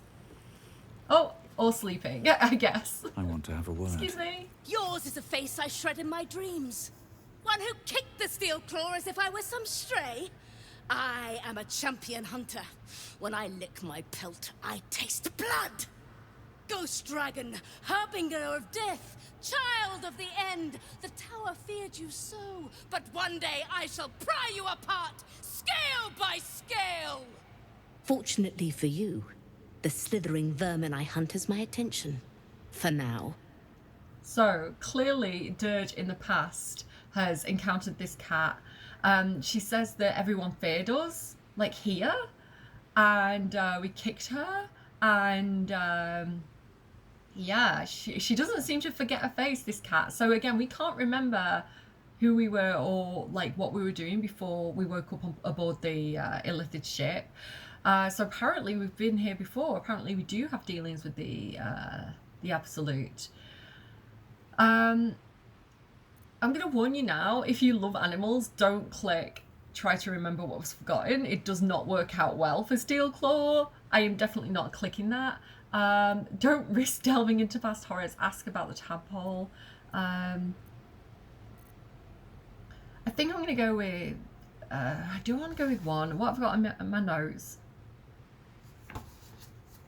He doesn't remember, but I'm going to say, what do you mean I kicked you? We've never met. The Deathwalker passed through here before. I know your scent. All was silent before you, but I dared to snarl. You skulked like you owned the place, trespassing on my domain. So he's been here before and he was walking about like he owned the place and everybody was scared of him.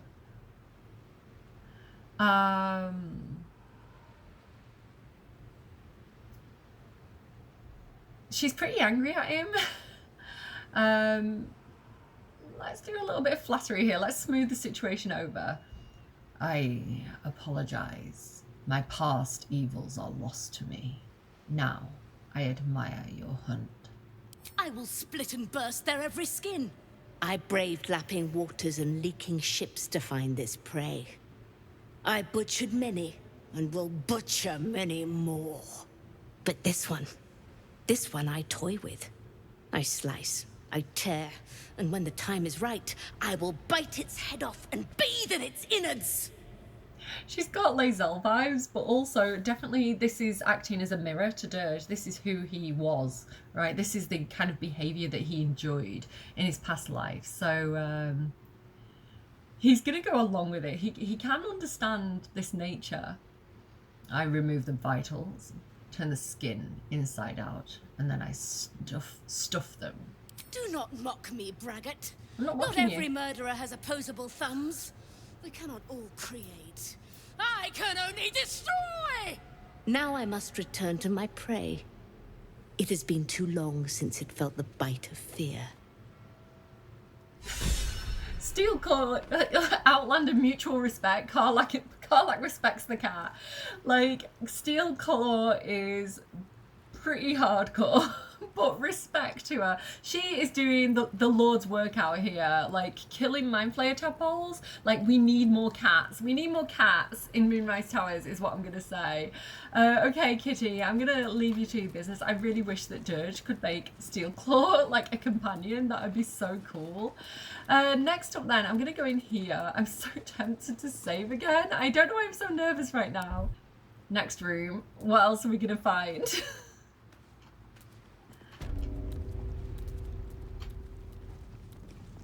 Are you okay, sir? Just a pinch of... She sees everything we are. Do you understand? There is no hiding from her. The Absolute or the lady making potions? Okay. Is that guy okay? Lady, what's your deal? Can we look at any of this on weapon coatings? A group of adventurers approached me, their grins docile. How does she talk? I know how this lady talks. Let's... The reaction failed. Perhaps I can pawn it off as a luck potion. A group of adventurers approached me, their grins docile and earnest. And they needed my knowledge in alchemy to help them differentiate between weapon coatings. They claimed to be giant hunters. Taking pity on these well-meaning morons, I explained this section of the page has been ruined beyond salvage, anointed in the margin. Chosen's blood. Now that would be a prize sample. This section of the page has been ruined beyond salvage, anointed in the margin. Someone has thoughtfully made the following note. Poisons. Poison the target and sometimes inflict an additional condition. Toxins.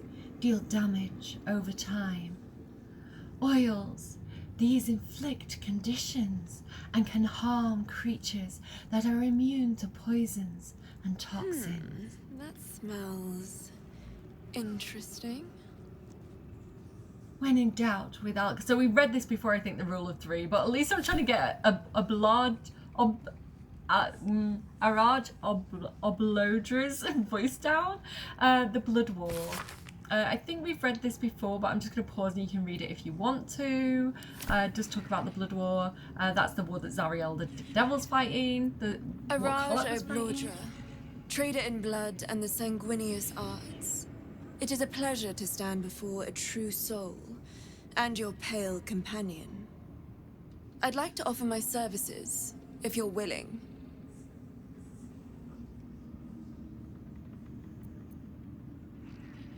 I'm listening. Put plainly, I'd like your blood. A vial of true soul's blood, specifically. With one drop, I can brew a rather potent potion for you. The rest, I keep for myself.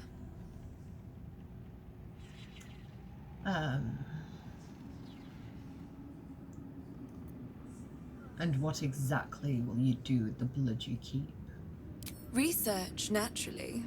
A little experimentation, perhaps. I have an innate curiosity for all things sanguine. And what kind of potion is this, exactly? No idea, but it will be unique to you. Your blood essence and the Absolute's blessing intertwined. We can learn exactly what that means together, hmm?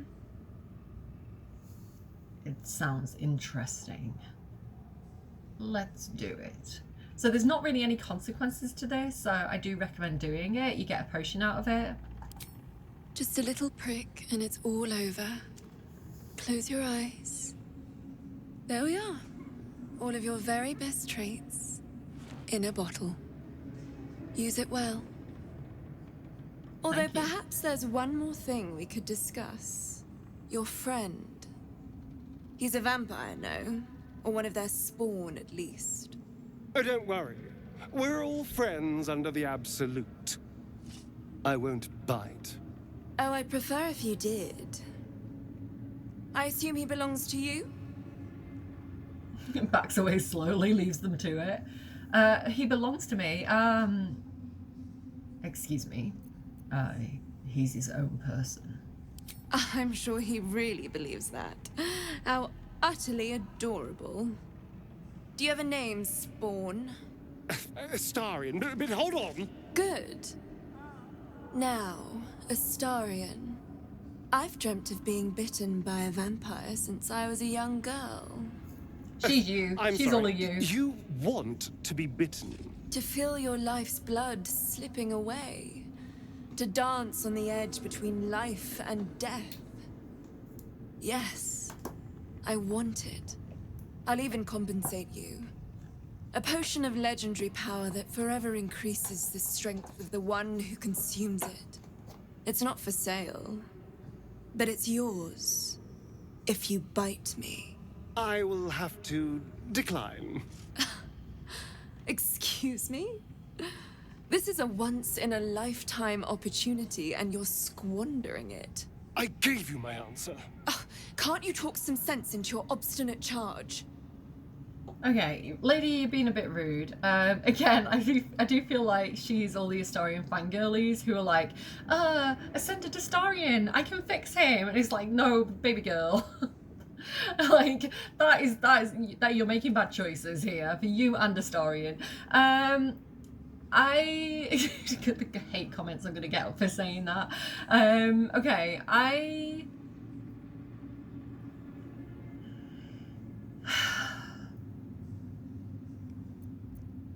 Dirge is like, he said no. No means no. He said no. There is nothing more to discuss. How very disappointing. Okay. I wonder how many people who are like Astarion fangirlies like see that about themselves. Like see that mirror held up there with her. Okay, so interesting. We have this potion here, the Elixir of Dragonborn Prowess, Frost. Now these are really quite powerful. You have advantage on intimidation and persuasion checks, resistant to cold damage, and can use Ice Storm once until your next long rest. So this is going to be really, really useful if we know we've got a lot of those checks coming up. I'm going to have to be really careful to not accidentally use it. Resistance to cold damage could be very useful, and it gives us a spell. Nice. Yeah, I think I'll just keep that handy. Now I'd like to do this with both Karlach and Lae'zel, and maybe even some of the others as well. So I'm going to just dash through the dialogue with them. Araj O'Blordra. Should you be interested, I have a particular offer I'd like to make. I hear you trade potions for True Soul Blood. With one drop, I can brew a rather potent potion for you. The rest, I keep for myself. Let's do it. Just a little prick and it's all over. Close your eyes. There we are. Elixir of a Tiefling Vice. So this says, you can call on your Diabolic Arcana to cast a Thaumaturgy, Hellish Rebuke. Love that. Oh my god, Karlach with Hellish Rebuke, yes. Burning Hands and Flame Blade once until your next long rest. So I love that for her. That sounds really cool. See what Githyanki Blood can do for us as well. Araj, oh Blood. Should you be interested, I have a particular with one drop. I can brew a rather... There we are. Githyanki Providence. So this says a mote of Githyanki psionics allows you to cast Misty Step, Invigorate Elite, and Blur only once until your next long rest. I wish we could get duplicates. I wish we could get as much of this as we possibly could, but one of each is going to be absolutely fine for now. Astarion has opted out. I'm not going to force him to do it, but we can also come back with Will or Gale, who are humans, and Cordia or Shadowheart, who are elves, and we'll be able to get like one more of each. I think it's one per type of character. I don't think it's one per person, but I can check that later. Yeah, all good. I almost forgot to trade with her. Welcome back, True Soul. Let's see, I've got my list because I do like play, I do a test run before I record because I want to like be efficient when I'm recording. So I do have my notes of like what I want to get from her. So there's a circlet, a hat, a cloak, and free action, whatever that means. So show me your stock. Here we go. So a circlet of hunting. You gain a 1d4 bonus to attack rolls against creatures marked by Hunter's Mark, True Strike, Fairy Fire, and Guiding Bolt. That could be really useful because we do use Hunter's Mark quite a lot. What's this cloak? Thunderskin Cloak. When a creature with reverberation deals damage to the wearer, the creature needs to make a Constitution saving throw or become dazed. That could be good for Karlach, possibly. We've got the Ring of Free Action. You ignore the effects of difficult terrain, can't be paralyzed or restrained. Risky Ring. I'm not going to take this. I don't like chance-based stuff. Like she says, playing a D&D game where everything is a dice roll. But yeah, I'm not a fan of the Risky Ring. I'm going to leave that. There's some other things, but I don't necessarily think I'm going to use them all. Another Graceful Cloth, which is exactly the same as what Dirge has got on, minus the Cat's Grace, so it's not as good. What's this here? Hat of the Storm Scion's Power. When the wearer deals thunder damage, they gain arcane acuity. I might grab that as well, possibly. What was the other thing? A circlet, hat, cloak, free action ring, and then some dyes, possibly. Apparently she has good dyes. Yeah, grab that. Black and white dye. Black and Furnace red dye we'll take. Love that. She's got some invisibility, potion of speed. She's got some really good stuff. I don't want to get too much. Crawler Mucus, I definitely want that for Dirge. Yeah, she's got some decent stuff, but I don't want to spend all my money right now. I think we're good on potion. Yeah, I'll take the potion of speed. It's not too expensive. I think we've got quite a few potions of invis. So I won't pick those up at this time, but I think that's pretty good. So I'm going to balance off her. She's robbing me. Cordia, can you help out here? There we go. But we've got some decent stuff off her. We'll take it. Come back anytime. All right. Thank you. I'll faff around with those items kind of off camera. Where do I want to go next? Moving ahead. Probably not that way. This way then. So the door on this side. Let's see where this leads us. I'm trying to do like a full circle. Okay. Oh.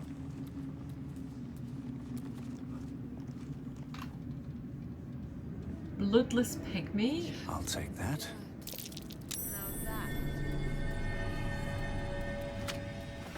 What is this? What is this mucus?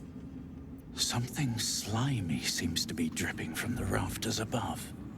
So this is what Mig was talking about, that there's like meat in the walls. Looks kind of gross. It definitely looks a little bit illithid. That's going to lead us back into the main hall. I don't want to go that way. Gnolls. We know Dirge doesn't like gnolls. Hello. Barnabas, Timothy, and Tamelia? Lady, what is your deal? A moment, True Soul. You use a spoon to stir the soup, Barnabas. Forget the axe, my darling.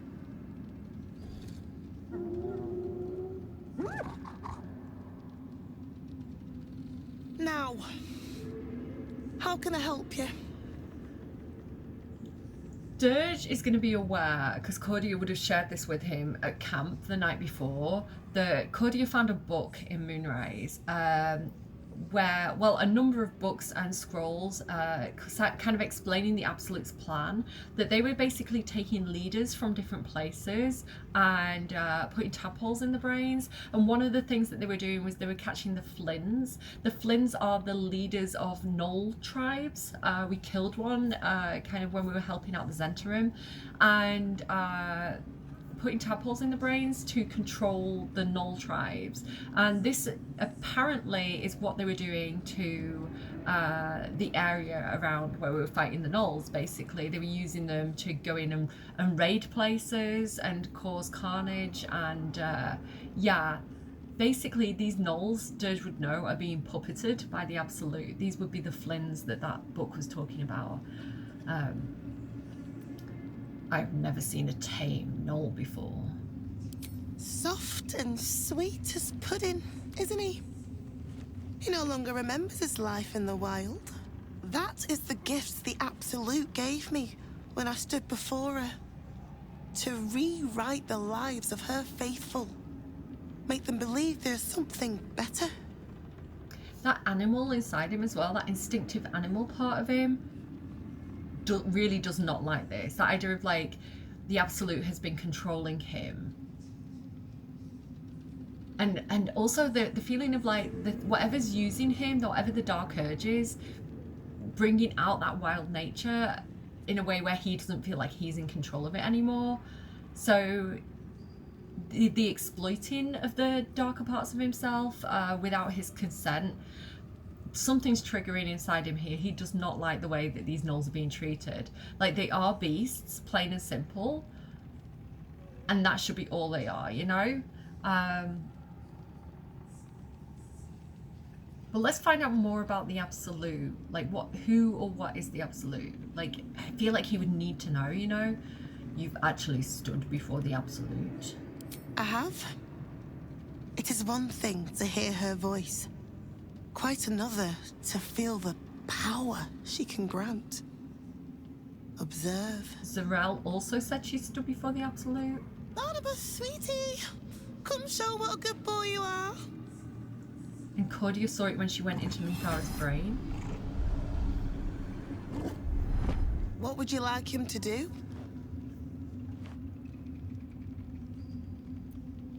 He's gonna say you decide, just to really see what this woman's deal is. You decide. The prayer, I think. It's a trap. Barnabas struggles with civilized speech, but he's been practicing. You feel her will surge outwards and envelop the creature, inexorable as the tide.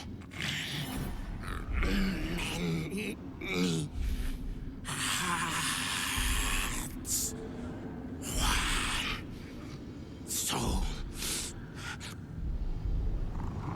Is something really grotesque about this? No, Barnabas! We talked about this.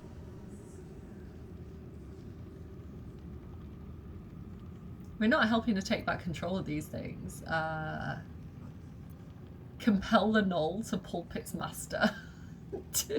I don't know, something's triggered in Dirge. He's like, I don't like this. Don't, because he's been puppeted by the Absolute. Minthara's been puppeted by the Absolute. There's something that really is getting, ooh, by. He's not getting any advantage on this, but let's just go ahead and do it.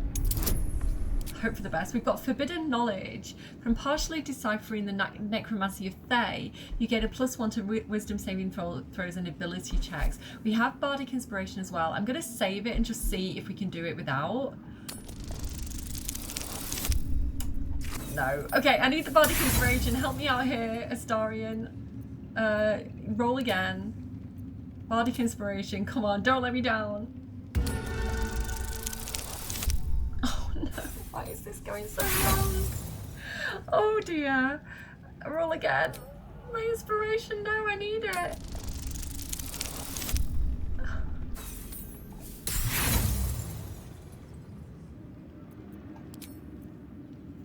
It's because you're not guiding me. Guys, give me guidance. Where's my guidance? Why? Oh, do I not have the guidance necklace on Astarion? I might have to redo this. Mistakes were made. Okay, we've done it. Thank you, guys, for giving me... I can't believe I forgot about guidance. Mistakes were definitely made. Everybody approves, though. Like rope drawn taut beneath the blade, the connection simply snaps. No. Barnabas. Darling. No! Another parasite. All trace of restraint is gone. Barnabas has tasted blood, and wants more. To your surprise, instead of ravishing you, he grovels with a howl of pining awe. Lord! Lord? Many die.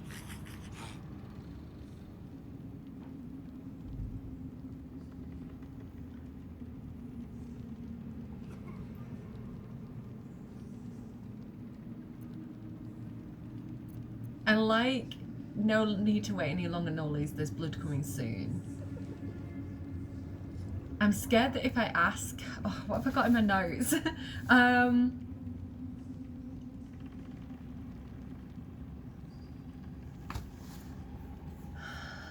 scared that if I say met, then it's, my notes say to say met, but I'm scared that if I say met, right, okay, I'm gonna say, no need to wait any longer, Nollies. There's blood coming soon. No, I need to know. His curiosity is gonna get the better of him. I'm back. Why have we met?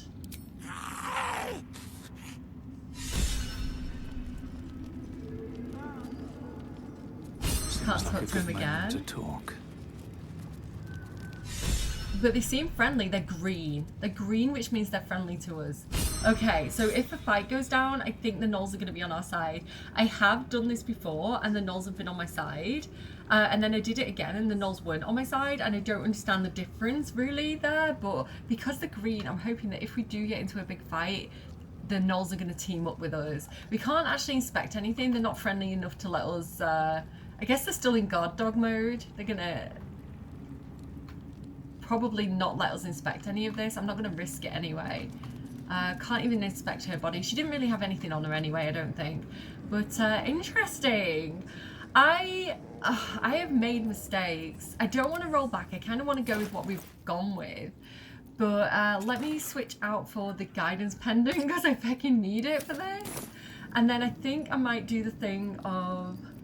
all is ash and meat. Because I've only got like one inspiration. I've got 4 inspiration points. I thought it said I had 1 left. Okay, no, I think we're good on inspiration. I'm going to save just in case, but I think we're good on inspiration. Okay, so I've saved. I don't know why it's still... I'm not cheating, guys. It genuinely says I've got 4 inspiration left. I guess it only lets you max out, or like a max of 4 when you're rolling. Like even if you had like 8 inspiration, it's not going to let you use 8 to keep rolling it. I guess it's got like a max, but we've got so much inspiration, maybe there's like a backlog of it. I don't know how the game works. Someone can fact check me on that. Again, I have got a few mods, but none that I'm aware of that could be affecting that. Okay, so we've gone out this way. There's nothing. Again, we're looking for a way to sneak up there. It's white, so it says that we can. So let's go ahead and... No, come out this way. Where are you going? Come back this way. Come back this way. Don't go in the main moonrise bit. Oh, honestly. That almost went horribly wrong. I wonder if every single one of these has like a trap fairy inside. That makes me sad. Because they're like moon lanterns, right? Okay, let's try that again. If I jump over, is everybody going to follow me over? Yeah, okay. And now we'll climb up these routes. And we'll try and check out upstairs, you know, where Claudius told him about. So we can probably jump across to this. Can everybody follow me? Yeah. Lae'zel's made it. Come on, Astarion, you can do this. I know white elves can't jump, but he made it. pale elves, sorry, pale elves can't jump. Let's jump across. I think we're okay. So this is up where Cordia was. There is something that I forgot to grab in here. So this is Balthazar's room. And I feel like Dirge would definitely want to see this for himself. It's his vibe, to be fair. It is his, kind of his MO to have, like, body parts. Even, like, just if you needed a reminder, he uses a ribcage as a backpack for his, like, special items. And if I open up his backpack, he's got some, like, he's got a skull that's called Friend. He's got a severed arm, severed foot, and severed leg. It's canon that Dirge likes to play with body parts, some myconoid flesh. So, yeah. He's quite excited by this room, let's say. There's something primal and excited. I think this is the book that I wanted him to check out for himself. So just make a mental note of this name, Cressa Bone Daughter. After the state the fallen one was in, I never expected Cressa would be able to save it. I was hoping that the usurped would die, and that's what it would have wanted. It's not as if Cressa studying it was going to prove much. It was damaged in the attack, far beyond what the mere tadpole could do. But she seems fond of the foul creature, let her play with it. I should not have, in hindsight, let Cressa keep her pet. Ever since it was shipped onto one of the Nautiloids to be deployed, she has been inconsolable. It won't survive out there, it needs me, it isn't like the others. The feral will make a fine warrior of the Absolute, and now my best assistant is distracted thinking about it. She will come to heal again soon enough. So, this Cressa Bone Daughter got some kind of pet, which has been infected with the Absolute. It's something feral. Is this ringing any bells? Is this providing any answers, guys, for any of the characters that we have on our team? Maybe this is foreshadowing? I don't know, I just wanted to point it out to you, is all I'm saying. Dirge remembers nothing. I'm sorry if I forget to edit this out, that I'm just kind of like sorting my eyelashes out. I don't like using too much glue on them, like, so. Okay. While I'm faffing, I might as well drink some water. Future editing, Relly, wake up! Cut this out! Okay, so this is the door that Cordia wasn't able to get through. She didn't have a lockpicker on her team at the time. But let's see if Astarion can do anything with this. With pleasure. Maybe I should crouch, I don't know. I don't think anyone can see us up here. Guide yourself, God, Astarion. This is a difficulty class of 30, so you guys guide me too. That worked last time. And we've got all this stuff. We've got Thieves' Tools, Dexterity, Happy because I had, I think I had invite like Lae'zel or someone, or Cordia, and then I used the thing to like heal them. Smuggler's Ring, Sleight of Hand, Proficiency, Expertise, Gloves of Thievery to give us advantage and guidance, so we get a total bonus of 13 to 16. If anyone can do this, it's going to be Astarion. Guidance. Okay, 17. Have we done it? 20, 21, 23, 26, 29, 31. There you go. First time's a charm. When I was practicing this off camera again, I like to play ahead just to make sure I'm organized and I know what I'm doing and I'm presenting in a sensible way. It took me about 10 goes. I was really unlucky off camera. Okay. I'm nervous again. I want to save. I want to panic save. Okay. All right. I am really nervous that I don't have the stuff that I think I've got. Okay.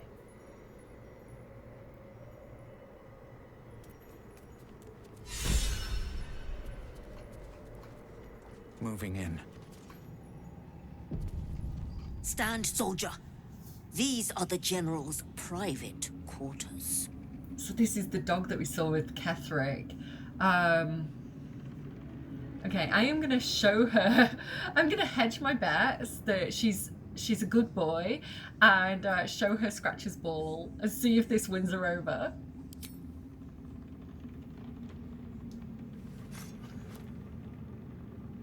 Do you take me for a teething pup? Get that out of my face. Though whichever whelp owns that thing smells happy, safe. I've not scented such a thing since I was flesh. Since my master brought me back, this place smells wrong. His family is gone, replaced by bootlickers and beasts. You are neither. So tell me true. What is your purpose here?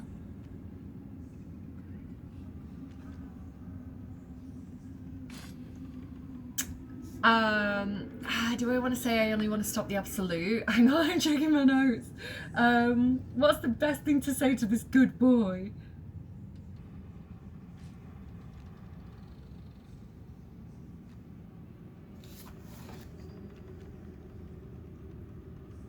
I'm torn between basically to serve Ketheric as loyally as you do, but what I'm hedging my bets on here is like the dog doesn't like the absolute, right? He's saying like I liked my owner before. I liked Ketheric before when he used to play catch with me like a normal dog, and then since he brought me back, like this is like a dead revived dog.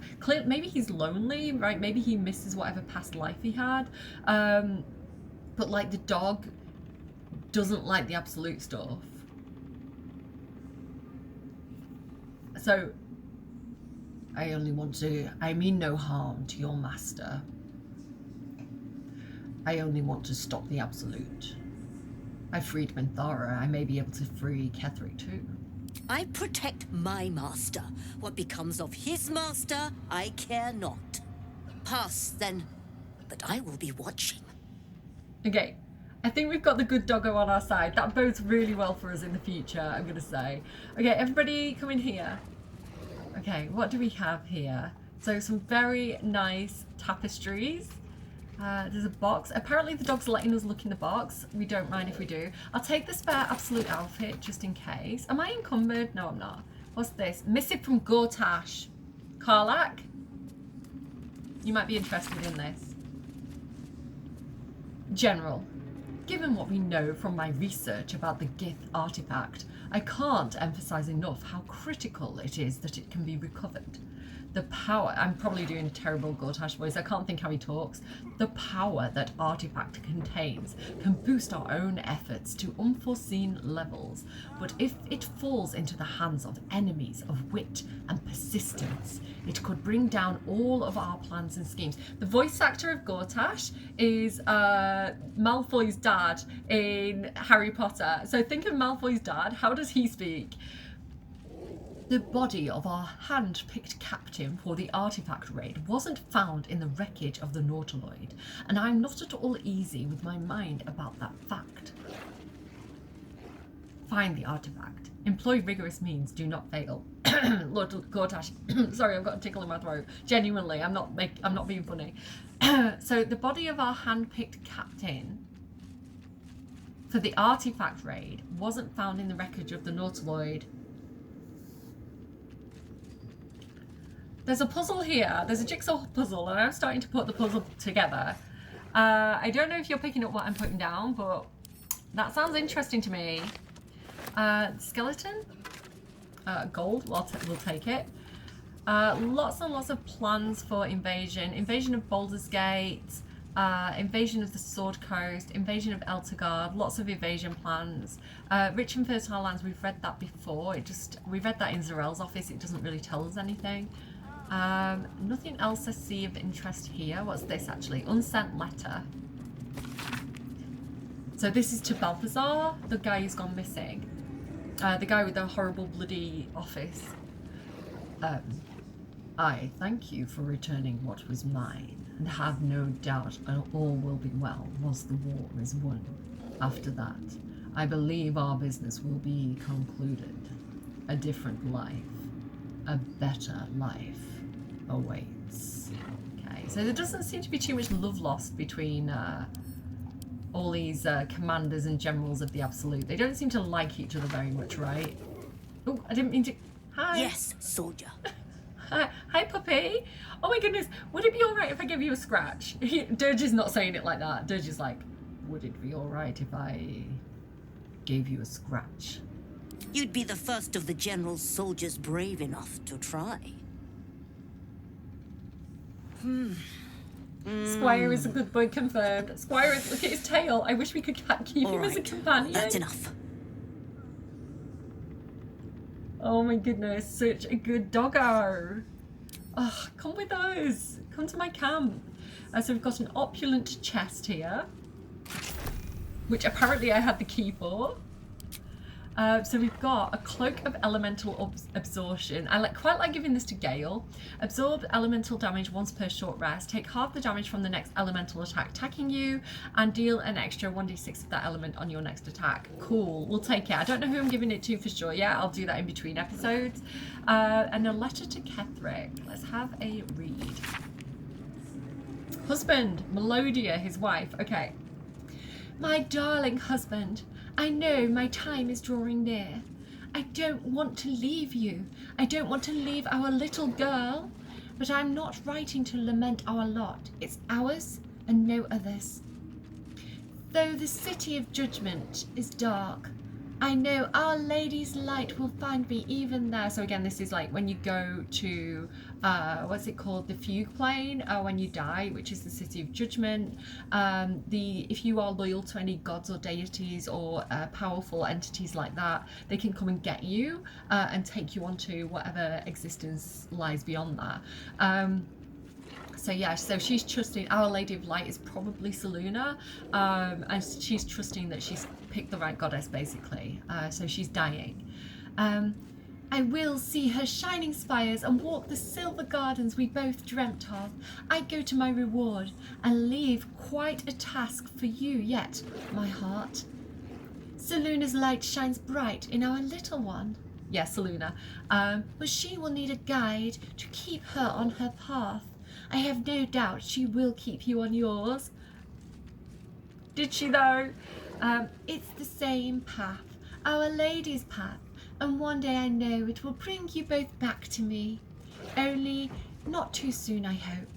I won't say goodbye. There is no loss, only temporary separation. How I love you forever, Melodia. Okay, so Ketheric had a family. He had a wife, and his wife was a worshipper of Selûne. And it sounds like we've both dreamt of. So it sounds like Ketheric Thorm was once a worshipper of Selûne too. Like the whole family was. It says the light shines in our daughter, and I hope she'll keep you on Our Lady's path. So the whole family used to be worshippers of Selûne. At some point, we know that Ketheric became a worshipper of Shar, who's the opposite, the enemy of Selûne, the goddess of darkness, and he raised this army of dark justiciars who are like the elite warriors of the Sharan army, and kind of attacking the Selûnites in the local lands. Why? And why does he now follow the Absolute? So he's gone from Selûne to Shar to the Absolute. A letter from Ketheric's wife. Sounds like she loved him very much. So it's clear that he's not always been this way, right? Ooh. What's that? Elder Brain Domination. Confidential, dictated to Scribe Yanthis by General Ketheric. Young Gortash's plan to enslave an illithid Elder Brain and make it our marionette under control of the crown of Karsus has proceeded almost without flaw. So there we go. We know what their full plan was. They've tried to enslave an illithid Elder Brain, which are big, powerful supercomputer like minds, and make it our marionette. So they're puppeting an elder brain with the crown of Karsus. Gale told us some history of Karsus. He was a powerful wizard. He made the Karsite weave. This is the thing that Gale has in his chest. Okay. It's proceeded almost without flaw, barring the slight delay with our bar list allies sorted out their leadership conflict. The weak points must surely be the sharing of the nether stones. it was necessary to secure my engagement, and that of the murder cult. But eventually, sorry, like family banging around in the background there, but eventually it's certain to fracture our fragile alliance. Clearly, all 3 Netherstones must be controlled by a single leader, me, by preference. Right, so there's 3 Netherstones controlling this Elder Brain, 3 leaders. Ketheric wants to be the ultimate leader of all 3. And we've got murder cults. I don't know. Me by preference, but not until after all the stakeholders have made their essential contribution. Gortash, the one that sold out Karlach, Gortash fears that, energized by these dark energies of the crown, the brain may now call the absolute. The brain we now call the absolute will eventually metamorphose into something new and more difficult to control. If he's right, the need to invest the power of the Netherstones in a single wielder is urgent, even more so in that Enver Gortash, at least, must be thinking the same way. Oh, there's trouble in paradise. Right, okay, if you're not understanding what's going on, 3 leaders, Gortash, Ketheric, and somebody else, and they're trying to control an Elder Brain. The Elder Brain is resisting this, and basically they're saying one person has to control it. The power can't be divided. So Enver Gortash and Ketheric both appear to be making a vie for power. So we could be able to exploit that for ourselves, but also this is what the Absolute is. This is the goddess. It's an Elder Brain, which is the controller of all the Illithis. So the Tadpole people, the Elder Brain controls them. That's not good. Like, this is the thing that the Gith hate. Okay, at least we've got some evidence here. Right, I am encumbered. So what is heavy and what can I send to someone else? I guess some of these books can go to, I'll send them across to Cordia for now, just to get rid of some of this weight. And also the Githyanki disc as well, I'll send that to Cordia. Am I still encumbered? What is so heavy? I'm just going to send all this random stuff to Cordia that we're not currently using. Why is he so encumbered? Oh, it's that bloody chest that I keep on accidentally picking up. Send back to camp. I don't know why it does that. It's such a weird glitch. Okay. Alright, good puppy. Let's continue with our investigation. I'm sorry that this is turning out to be a more conversation investigation. A couple of episodes. We will get to do more fighting later. Okay, nothing there. Anything here? Attracting Drow exiles. This will be about Minthara. Okay, this is going to tell us more about Minthara. Dictated to describe Yanthis by General Ketheric. I'll move on because the voice is time consuming. Sweeping up individual Drow renegades is not giving us the cadre of Loth-trained veterans I want for our staff and officer corps. We must be more ambitious. Adrian Zilver, True Soul, so they've all got numbers, which is a warning sign. True Soul 113 will be commanded to infiltrate Menzo Baranzan itself, my Codia's hometown. Ideally House Benray, right? But House Benray is Minthara's house. Ostensibly to proselytize, these are big words. I've got, my degree has a specialism in literature, and these are big words, guys. I don't know all these words. On the behalf of the Divine Absolute, I think Zilver will be convincing in this role. The intrusion will excite outrage among the Benray matrons, who can be counted on to send a war band to exterminate whoever was so rash to promote anti-Loth apostasy in their home. Zilver will have left a clear trail back here to Moonrise Towers, where the warband will find not a circle of ragtag heretics, but an army in the making.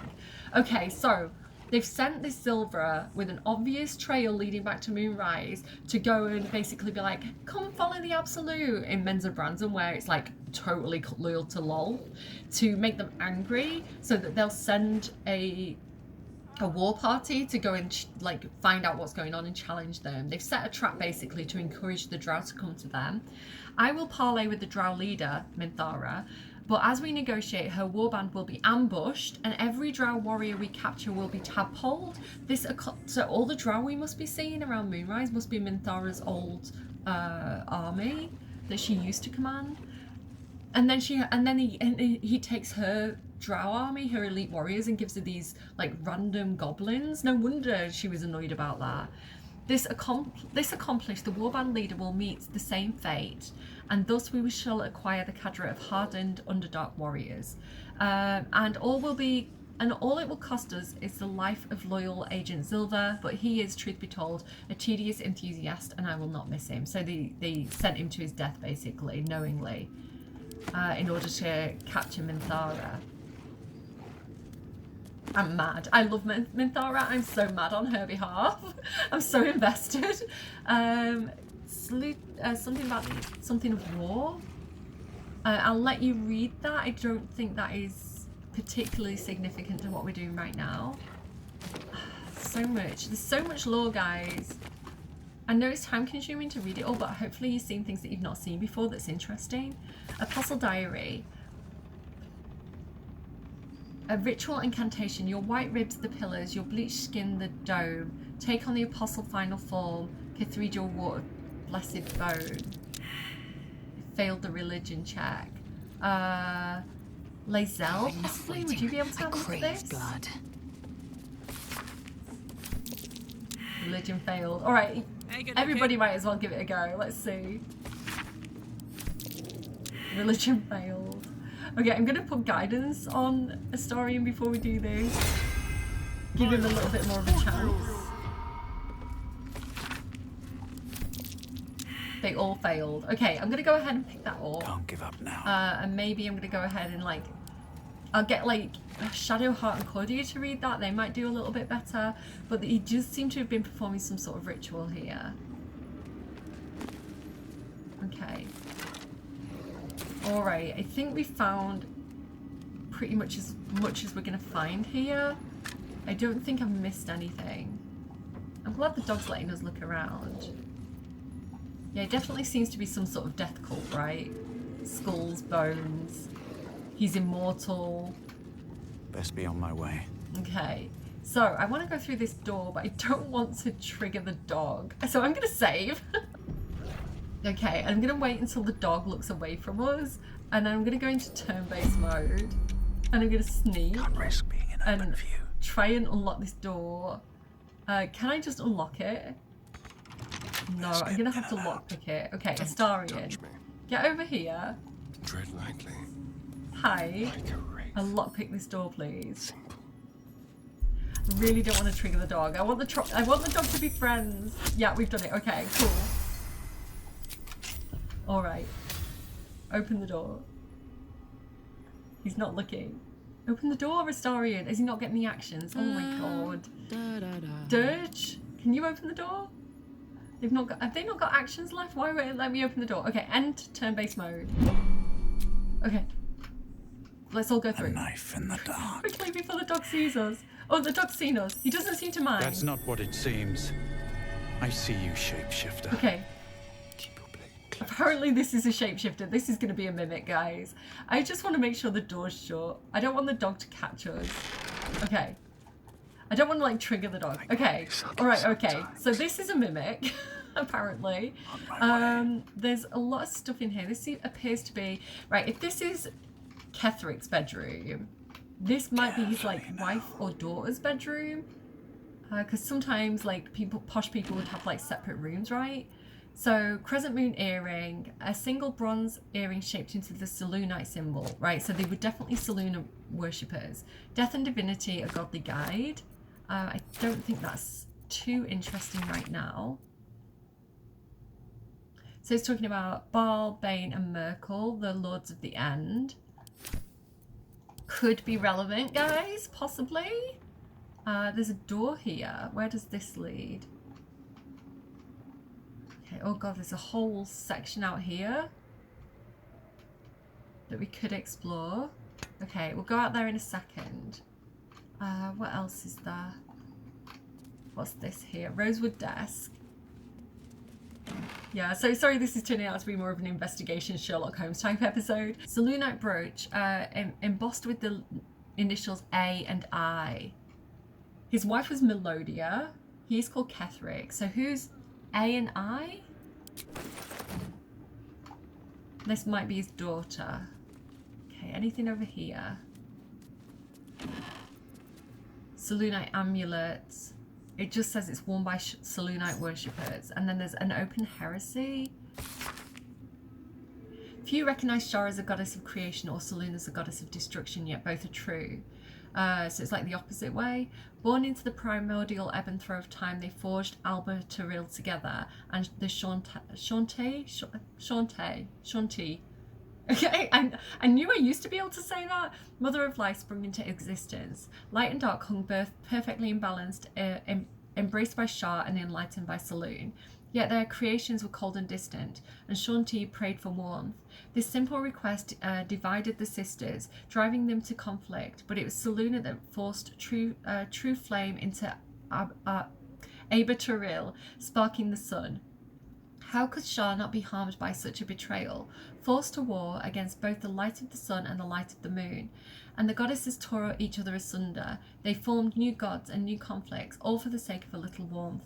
The lesson in this, to put selfish comforts over the fate of existence, is folly. For those who understand, the Lady of Loss is always listening. So this might have been part of what turned Ketheric to Shar against Selûne. Just giving that mimic a wide berth for a second. There's a mirror. What does that say? Anything?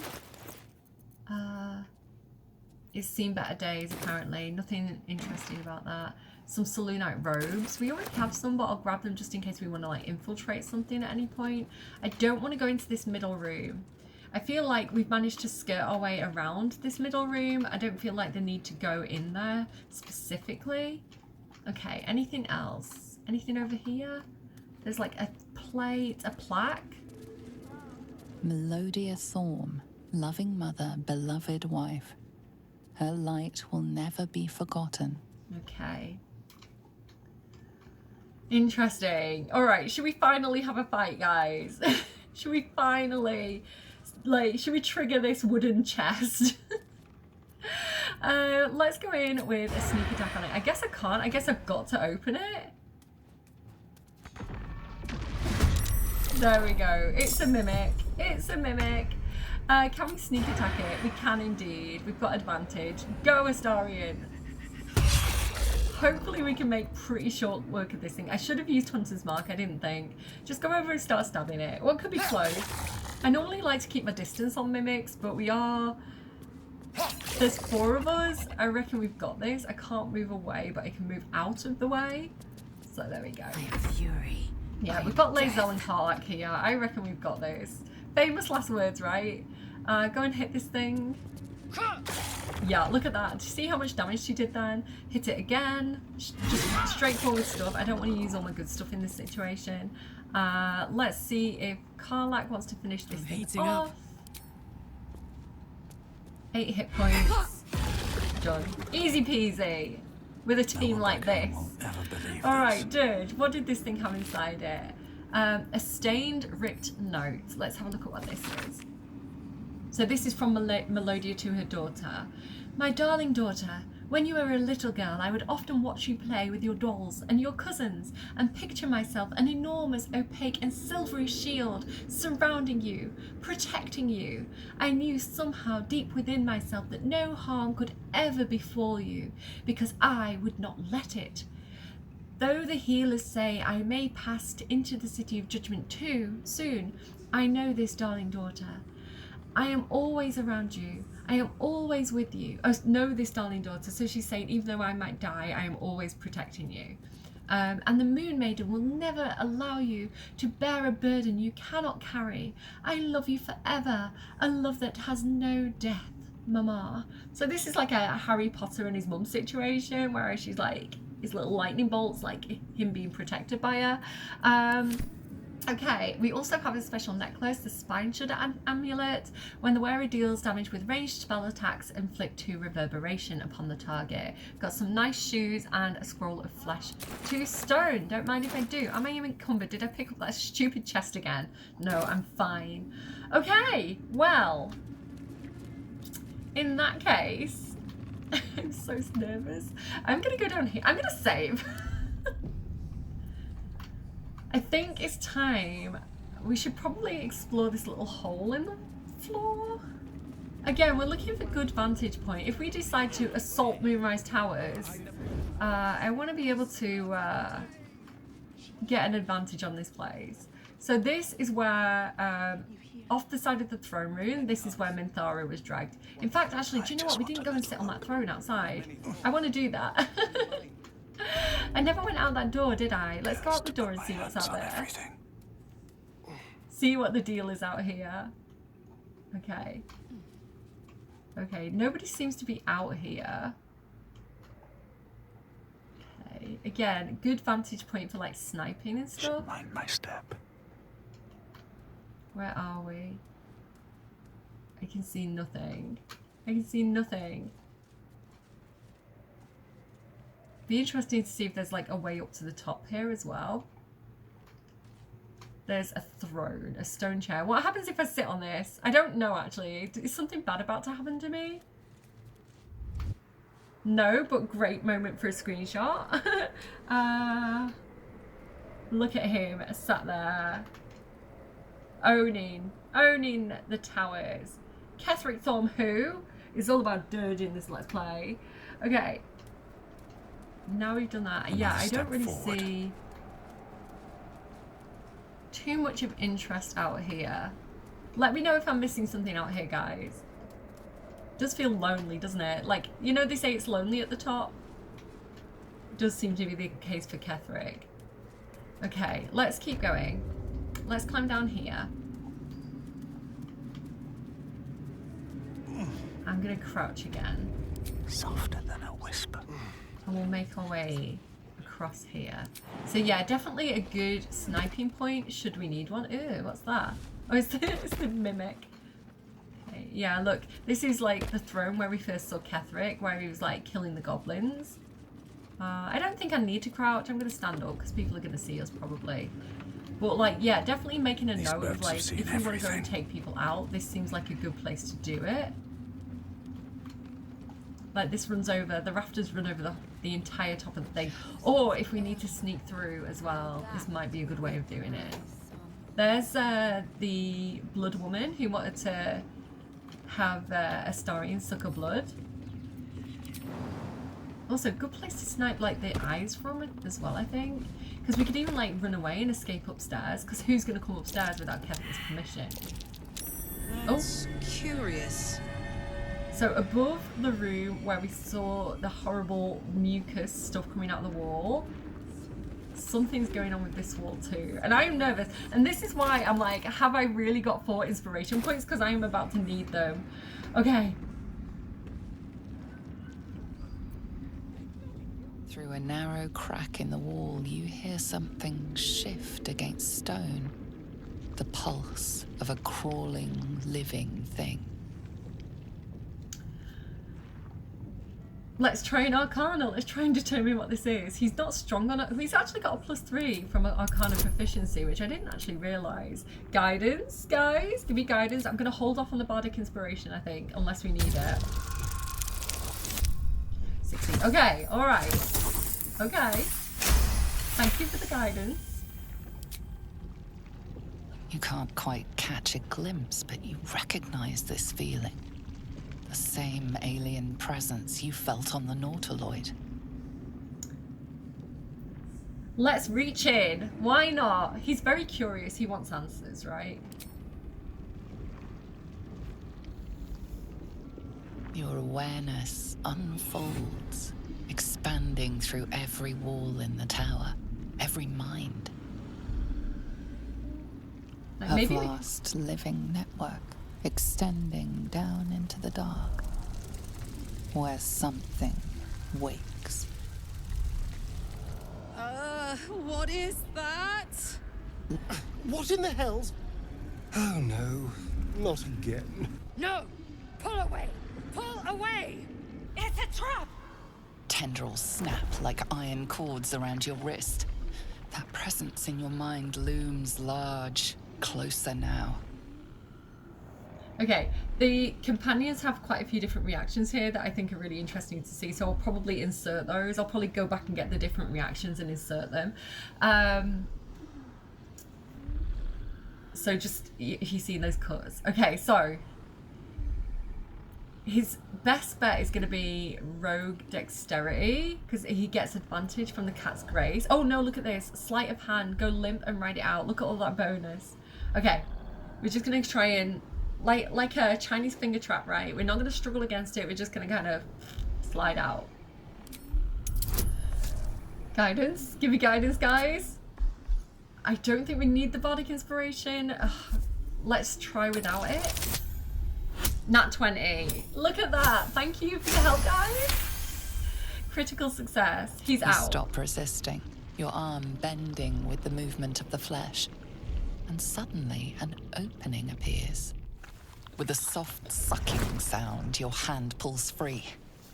The flesh within the wall retreats.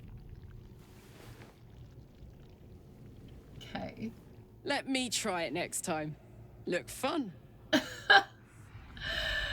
I was hoping to get Lae'zel's reaction there, so I'm going to probably go back and get that and insert it. Keep your hands to yourself. Every last crevice of this tower could be infected. Oh, thank goodness. I was worried I'd have to get involved. Now, let's keep our hands to ourselves, hmm? Okay. He wants answers, right? So since going into Moonrise Towers, he's learnt that he has been here before. He used to be walking around the place like he owned it and people feared him. He was somewhat in on this. He's also suspecting he's either been betrayed or something went wrong. But again, if he can wrestle power away from Ketheric and Gortash, he would attempt to do that at this point. So he's gonna explore this again. Wish me luck. This might be a really bad idea. The tentacle pulses within the wall, waiting. Reach back in. Why not? YOLO. I don't know. It's took a lot to get here and he's really curious. There is no hesitation this time. The tendrils lash out like a waiting predator. The tendrils tighten, and suddenly you are elsewhere. The presence is no longer approaching you, but encircling you, observing you. Disgrace, monster, air, tyrant, dark, earth, fallen, one returns. So I can hear a bit of like a ringing noise. I don't know if it's in my ear specifically, but I'm sorry, I'll try and cut it out in the editing if I can hear it on the recording.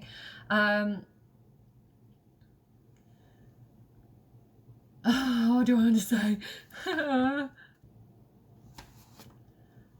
Okay, so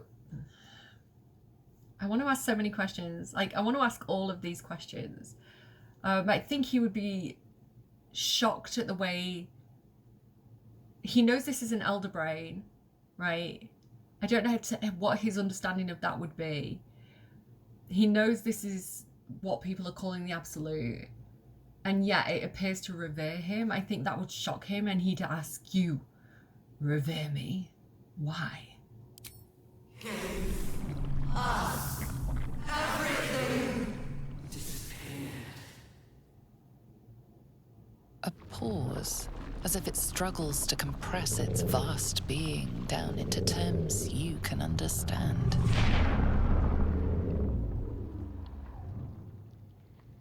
This is the voice they have given me. To better speak to your kind without breaking you. Who? Who has given you? I was once a servant of the grand design. Now I'm a slave to theirs. But you were the jeweled hope for their design. But now, you are their flaw. Okay, so what I understand from this, the grand design is what the Githyanki told us about, that they said the grand design is the Illithid Empire's plans to conquer like everything, like to dominate everything. And so this is one elder brain among many who used to be a servant of the grand design, like that overarching plan of the Illithids to control everything. Somehow through the use of the Crown Karsus, Gortash, Ketheric and someone else are controlling this single elder brain in order to control the armies to make them do what they want. The elder brain doesn't like this, right? It's a slave to them. We were somehow involved, and we were the jeweled hope for Ketheric and Gortash's design. Apparently, we were probably the person who was on the Nautiloid, who was supposed to be getting the artifact that Shadowheart's been carrying, which somehow controls or protects against the Absolute. We were meant to go and get that, and now it's saying that we've somehow gone off the rails, and now we're the flaw in the Absolute's design, the Ketheric and Gortash's design.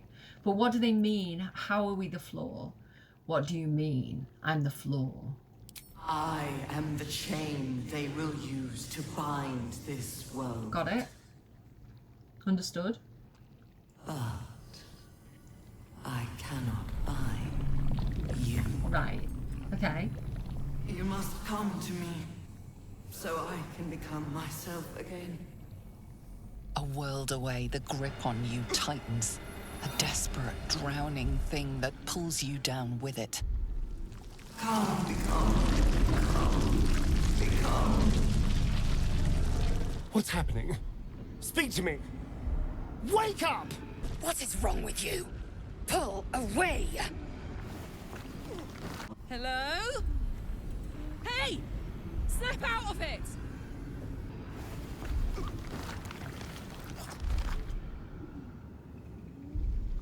So they're trying to turn us into an Illithid. That's like the order for us to change, but it can't change us because the artifact's protecting us. So the Mind Flayer wants us to be an Illithid and free it from the control of Gortash and Ketheric. We obviously don't want to do that because I think that would be a bad plan. This thing is definitely evil. Okay, how do we get out of this thing? Lae'zel, help me out here. I think dexterity again, it gives me advantage. Search for some leverage to slide your arm out. Okay, this might be where I was planning on using that bardic inspiration, and this is why I was really worried about using up all my inspiration points. Okay guys, guidance, guidance, guidance. Oh, have we even done it? I don't think we've done it. Unless we're really lucky now. Nope. We didn't. This is why I need the inspiration. Tell me I've got 4. I've got 4. Okay, okay, okay, okay. We can go again. I was so worried there for a second. 13. Oh, these are tough rolls, guys. 20. 21. If you meet it, you beat it. We've done it. Okay, phew. I don't want to be a tadpole. I don't want to be a tentacle man. Okay, cool. The Absolute fairly ripped your hand off. That's no way to tempt us into a meeting. Thank goodness. I was almost worried. Clingy little shit, this Absolute. And she wants to meet. That voice. Like nothing I've ever heard. Next time, stay your hand. The Absolute may be keen to speak, but I don't share her enthusiasm. Careful. It nearly had you. Okay, so hopefully you got some of the companion interactions.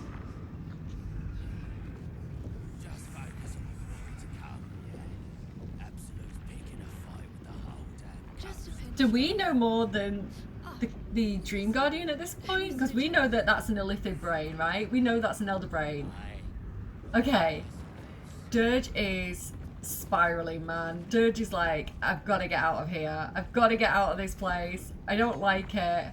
I want to get down. So I'm going to have him jump across and get down. And Dirge is going out for some fresh air right now. Dirge is like, that was a bit much. I need to get out and clear my head. Literally. Tell Minthara to stop eating tadpoles. Tell Astarion it's a bad idea. Let's go back to camp and consult with the others. I'm out. I'm out. Come on, guys. Let's leave. I don't like it. I don't like it. Okay, back to camp it is. Let's get a little bit of distance. Okay, camp. Okay, well, we found out some answers. We found out a little bit more about what's going on. Dirge would take off these absolute robes and he's gonna throw them into the fire. The fire's not on currently, but scratch.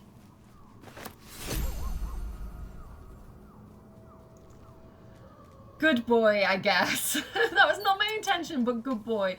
We're going to pretend that Dirge has burnt that outfit. He's also got a dislocated shoulder, which I think he did from jerking his arm back out of that thing.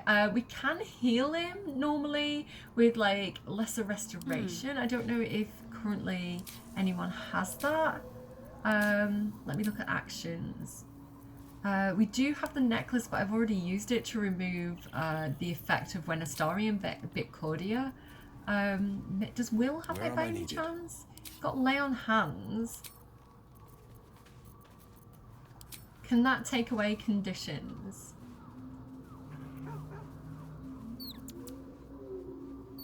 Cure all diseases and poisons. No, it's not going to. It doesn't take off a condition. Okay, that's fine. We're going to long rest anyway, and I think it's going to go after a long rest. If not, I can heal him in the morning. So let's not worry about that too much. Let's just end the day. That has been a lot. Do I want to end the day? Yes, please. Okay. Does anyone want to talk? Lae'zel, Karlach. No, nobody wants to talk. Are we all good? Let me just check with Cordia just in case, because sometimes people want to talk to specific companions. I think we're okay. How about Minthara? Dirge is just running around with no clothes on right now. I think he's alright. I think he's okay. Alright, it's been a long day. I think I'm just going to have him bunk down close to Lae'zel, who is a big strong lady who can protect him from scary illithid things. Yeah, he doesn't want to talk about it. He needs some time to think it through, basically, is what I'm going to say. What can I do here? I hate when it has too many. There we go, 40 out of 40, full rest. Don't say a word. Just listen. Excuse me? He trusts Lae'zel. He would just, if she's saying don't say a word, just listen, he's going to listen, because he doesn't know why she's saying that, right? There could be danger. She could be telling him to be quiet. He's going to listen. A parasite grips my mind. My own people hunt me. But I am gnawed by an even greater torment. You. My thoughts are hallowed ground. Yet you've crawled your way in. Uninvited. That's the top hole. By the ground under your feet and the wind over your head. I see your face just before I sleep and after I wake. I ask myself, are you worthy? Sacrifice do. There is only one way for you to prove it. I love her. Like, I do get why people don't like her, because she's a bit of a bitch in the beginning, but like when she starts to show the vulnerabilities and like how much we mean to her, like she's so baby girl. I love her so much. There's only one way for you to prove it.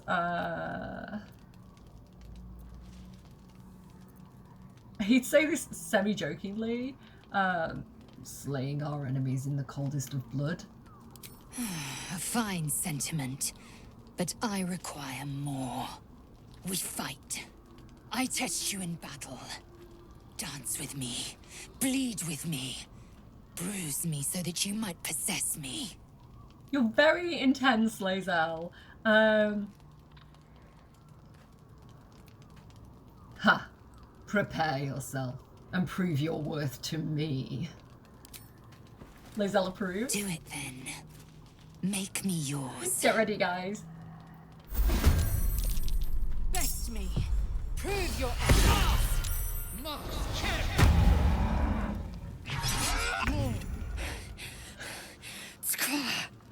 Lae'zel's touch is unusually gentle. Her fingers lightly graze your bruises and wipe away your sweat. No more. I can't bear it. I've torn flesh from monsters and men. I've laughed as they suffered. But you... I don't want to hurt you. I want to protect you. For you to protect me. I am yours. Say the words. I love her so much. She's so cute. So cute in a scary way. She absolutely slayed us as well. Like, we didn't stand a chance. When I did it in testing, she was like action surge, bash, bash. It just like 6 seconds, he was done. He's not going to say I am yours. Again, we're playing the field a little bit in this Let's Play. Again, I'm trying to show you all the things. So in response, he's just going to pull her close and press his lips against hers, which I think looks a bit weird when you're a Dragonborn, but let's just do it. They suit though, right? She's a dragon rider. Shakfonashdu, source of my bruises.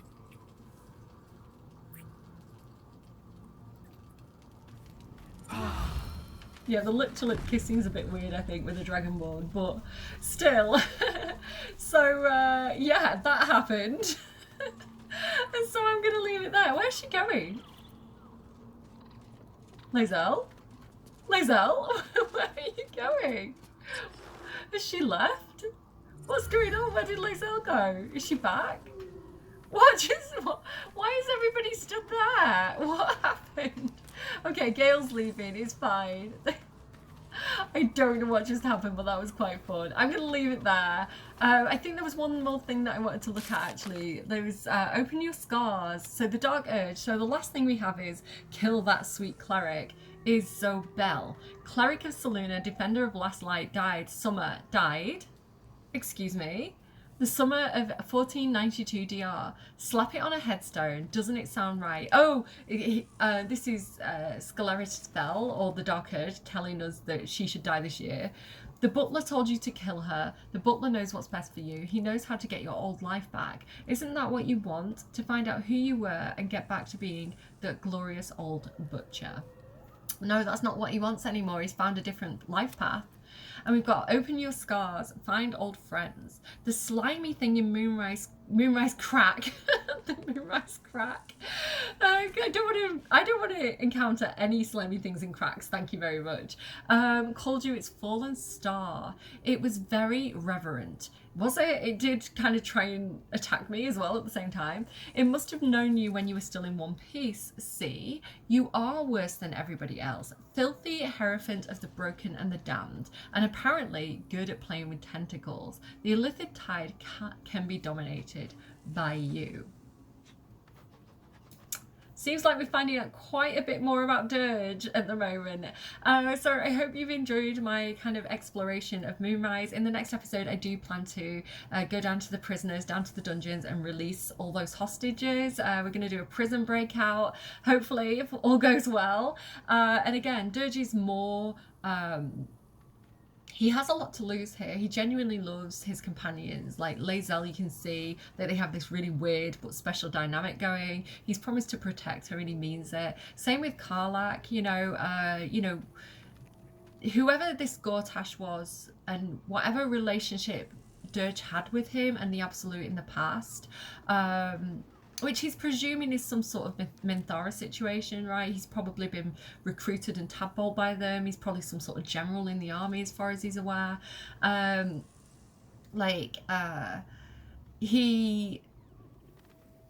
Whatever loyalty he had and whatever relationship he had with people like Gortash in the past, now that he knows and loves Karlach so much, like, she is bestie, right? He knows that she's a good person, she's a loyal person, and he's really grown to have affection for her at this point. And he's, you know, having those people who are willing to look after him and like watch his back. I don't know if he's ever had that like that before. So like this person who hurt Karlach, Gortash, is no longer, whatever relationship they had before, he's siding with Karlach because, you know, she's his companion. They've been loyal, like they've been through so much together. So I forgot he was half naked. Yeah, this is his family now, and he feels used and puppeted by Ketheric and Gortash and the Absolute, so no more of that. No, he's protecting his companions from them. So yeah, he kind of wants his revenge. He's kind of like Minthara in that way. So yeah, we're going to do Prison Break in the next episode, and come and check that out with me. Thank you everybody who's watched so far. Do leave me a like, do leave me a comment, all that good stuff, because it helps out the channel and it boosts the views on the video. The only way I get money through doing this is with the ad revenue. I try not to put too many ads on, so yeah, hopefully it's not too off-putting that I do that, but the more views I get, the more it's not a lot of money. It's like pennies for every ad viewed, but you know, it does add up. So thank you for sharing the video with people who might like it. Thank you for commenting and boosting the views. All really good stuff. If you love Baldur's Gate and you've been playing it yourself, I hope I've shown you something new that you've not seen before. If you this is your first experience of Baldur's Gate, go out and get the game. It's been reduced over the holidays. I bought it twice. I bought it for my eldest and then I bought it again for myself because I find it to be so worth the money. It's a game I personally love. Everybody who I know who I've convinced to play it has absolutely loved it. And so yeah, I can't recommend a game more highly than I do Baldur's Gate. And I don't normally recommend games in that way because I'm kind of like, it's up to you. It depends what kind of games you like, but I love it. So yeah, I've got no, like, I don't know what, fish in the game, what's that phrase? I've got no affiliation with Baldur's Gate, other than I've tweeted at them a few times, and I think maybe they've liked one of my tweets, I think, if I remember correctly. So yeah, that's like as far as the affiliation goes with Larian and the whole company. I just love this game so much. It's such a good game, and I feel like it's a real gamers game, right? It's like an old school gamers game. So I'm gonna leave it there. I'm gonna stop fangirling. I hope you've had a wonderful Christmas, New Year, however you celebrate. If you've been celebrating, I hope you've enjoyed the holiday period, and yeah, let's have a good 2025, guys. Gonna go. See you again soon. Thank you for joining me, my friends. Call me a Let's go. I'm about to go off like a weapon. Fuel to the top, got a filled up engine. In my thoughts, obsession. I will not stop, no, I'm never second guessing. I got a God complex. Haters love to hate, but I never feel pressed. Got a lot on my plate, but I never get stressed. I'll take all the pressure like I'm acing this test. Tear it up like I'm Jason. I see the world like it's ready for the taking. I see this place like a game I'm playing. Straight to the bank to collect my payments. No negotiations, it's my way, I was born impatient. And like a damn Freemason, I'll run this nation. They call me a